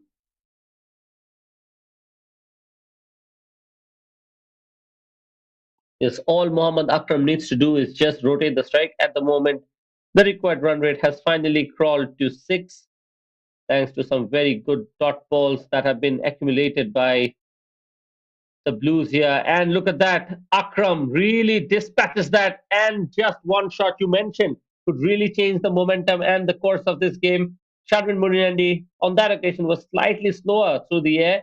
And I think Mohammad Akram read it quite early and smashed it towards the leg side. Yes, exactly. That's really a strong zone for him. That ball was almost down the leg side, or maybe middle and leg. And there you go, that big swing and got 6 runs. So that has just slightly taken off the pressure. A boundary, maybe another 6. And there you will see that the batting has been in a more comfort zone. So this batting surface is giving an opportunity to the batters to hit here till they will throw their own wicket by themselves. Yes, really. And Mohammad Akram has been absolutely clinical here. But look at that. Shavin Muniandi picks up an edge. And what a big moment in this game should have been taken. And is that the match, you have to ask? Straightforward chance created by Shalvin after getting hit for a 6 and put down. Goodness me, that may be a drop of trophy. The final fight has been dropped here. This will be happened or maybe clear till the last ball, until last run will be scored. But I think so that the way that catch has been dropped, they have dropped this game, the final as well. And if you ask me, quite a few drop catches we've seen from the Blues today. Even though in the middle overs they were trying to crawl back, I think some of their senior campaigners as well have dropped a few. And look at that. This time, Kiza Hayat just trying to smash it on towards the offside. And look at that. A 6 on the offside. That's something we don't really see too often. And full marks to Kiza Hayat for that attempt. And now just 10 needed. Excellent. This is stand and deliver. That ball was slightly towards offside. He picked it up quite nice and early. And standing and delivering there, quite hard to play such kind of big hits towards offside. Beautiful. Yes, I know we talk about the batters, but let's have a word about Kiza Hayat. Look at that, pulled away nicely. And I think we'll have to wait for the umpire signal if that's a boundary or not. But regardless of it, today he's picked up 3 wickets. And now this is turning out to be a crucial cameo with the bat in hand from Kiza Hayat. Yes, umpire confirms that's a boundary. So he's moved on to 13 of just 11 deliveries. And this is absolute gold in the final from the champion player, Kiza Hayat. Yes, turning the tables. Sherwin's over has gone in the favor of Malaysian Reds, and they are just one big hit away from this big victory. Yes, respectfully played down the ground this time, and Hiza Hayat will keep strike. So it will be yet another over, but quite expensive in the context of the game. That was really something that the captain Vijayunni did not anticipate when he handed the ball to Sharvin. We were discussing if Rizwan Haider would have been the better choice before, but suddenly we saw Sharvin. He almost created a chance, but after that drop catch, really, I think the morals went down. And you mentioned before that that drop catch really was almost as if they have dropped the final. Yes, exactly. Because such kind of big games can hammer you in such a way that you will have to act properly, actively. Because before the final in the league stadium, you may be having some chances to come back. But here, it's a last game. You don't have anything to display. And everyone watching after this in the newspapers and a cricket website, that the game, the particular team has won the game. So it's a big day. And so far, Malaysian Reds, they have done a good job. Yes, this has been a series where the Reds have done exceedingly well. And for the most part of it, I think the Blues were also in contest. So in a final, we expected a lot of competition. Right now, Virendeep has the ball in hand. And in 3 overs, you really expect the Reds to eventually chase this down. But Virendeep has also been a very good performer with both bat and ball here. But truly, Fiza Hayat has been an absolute revelation. Yes, things have been happening positively for Malaysian Reds. And overall, that before that inning of batting, the bowlers, they have done a good job restricting the opponent team. And now the batters, they were slightly you can say ups and downs, but perfectly paved the way. Yes, I think the Reds had started off brilliantly, but then in the middle overs, they allowed the Blues just to crawl back into this game because of the fact that they were losing wickets at regular intervals, especially because of some really poor shot selection. But that is why we felt for a moment that perhaps the Blues are getting a game out of it. But in spite of that, I think the Reds were in full control, and right now they're marching towards victory. Yes, exactly. Very much close to the victory. Only 3 runs more required. And this is all happening because when you're keeping your nerves cool and calm, that one time the batting line, then the bowling. So it's all about getting pressure to see off from you. Yes, that is nicely played away on the leg side. Rizwan had the pick set and throws, but not before they have completed that run. And I think the Blues will really start to wonder where they have lost the match. But if you ask me, I think definitely it was their batting that disappointed. After that start, which even they received, especially from someone like Virendeep Singh, none of the other batters except Sharvin Muniandi had really stepped up. So I think it was in the batting where they had lost this game. Yes, exactly. In the meantime, 18 hours gone, 142 for 6. Yes, like there may be some sort of pressure on the final, maybe. But you're right that there should be 3 or 4 players that comes in, play like 40 plus, maybe 50s, so that you can put on like 200, maybe 190, 200 runs here will be a good option to defend. That's why they're lacking 30 or maybe 35 runs shorter here in this game. Yes, definitely. They're at least 30 to 40 runs short here because even in this, we can see that the Reds have really scored 140 runs with a lot of ease, in spite of themselves also losing a few wickets. We have seen that whenever they've lost wickets, even though they were at regular intervals, they have gotten starts. Most of their batters at least played around those 12, 13 balls and really saw off and did not really allow the Blues to come in with momentum. Right now, Mohammad Azmi is to continue.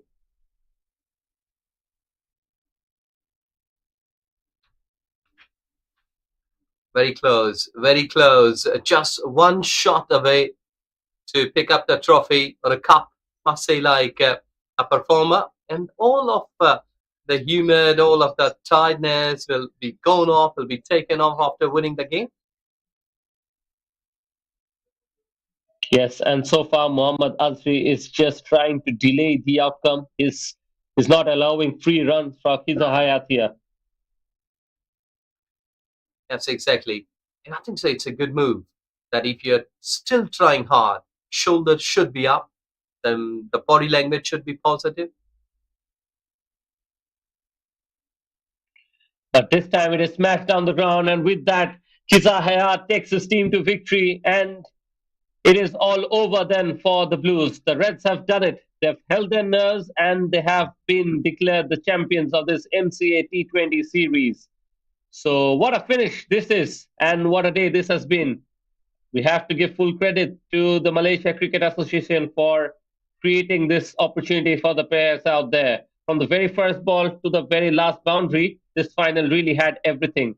And it began with a very gritty innings from Virendeep Singh for the Blues, 43 of 28 deliveries, and he was supported with a very good cameo from Sharvin Munyandi, 40 of 22, eventually taking the total to 143, which eventually we felt that is not enough because the Reds came out with all guns blazing. It was Aslam Khan initially with the onslaught, an absolute fearless approach, 41 of just 17 deliveries, and he was well supported by Haziq Ayman, who showed his class throughout this tournament, and he scored 35 of just 25 deliveries. In the end, it was Khiza Hayat who saw his team to victory, scoring a runnable 21.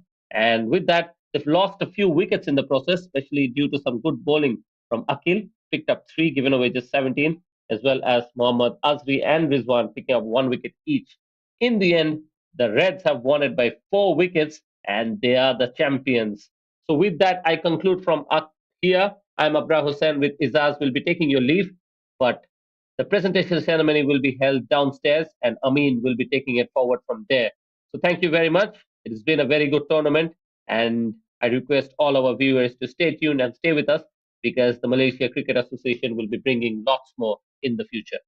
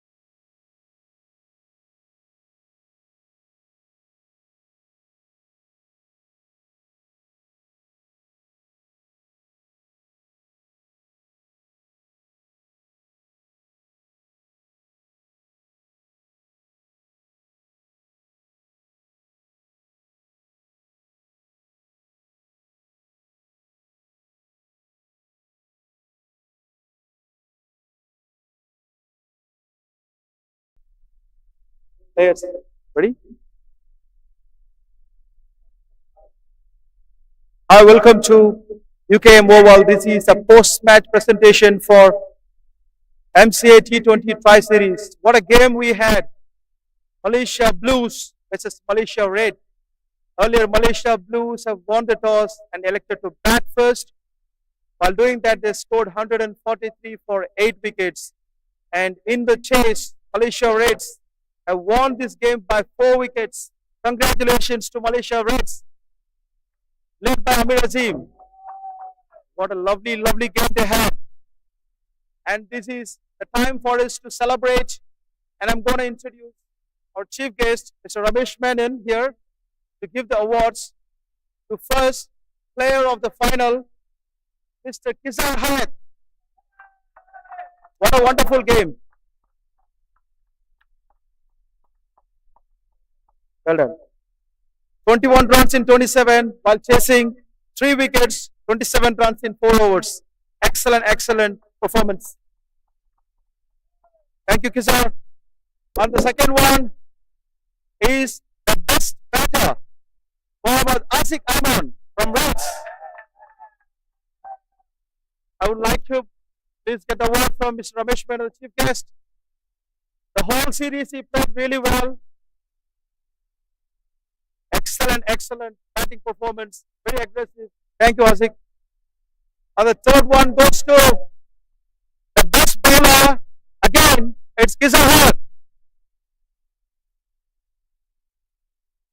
Kizar Hayat for the best bowler. 16 wickets in the series. Economic just 5.26. That's a tremendous performance by him. Fantastic back-to-back awards for the Reds. Thank you, Kizar. Thank you, sir. And here comes the most interesting part. The player of the series. It's none other than Randeep Singh from Blues. Massive, massive player of the series. I have him to receive the award from the chief guest, player of the series for MCA T20 Tri-Series, Randeep Singh. Give him a round of applause. Thank you, Randeep. And it's time for the celebration. They ask the runners team Blues to receive their awards medal from the chief guest, Mr. Bhupalan, referee. Blues team, please come one by one. Get the medal. Very solid performance. They've been very, very good this whole tournament.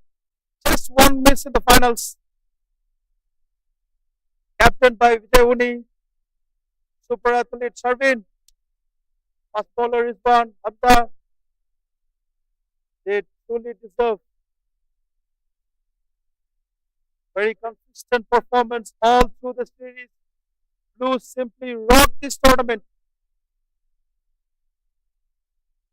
Thank you, Mr. Bhupalan, for giving the medals to the players.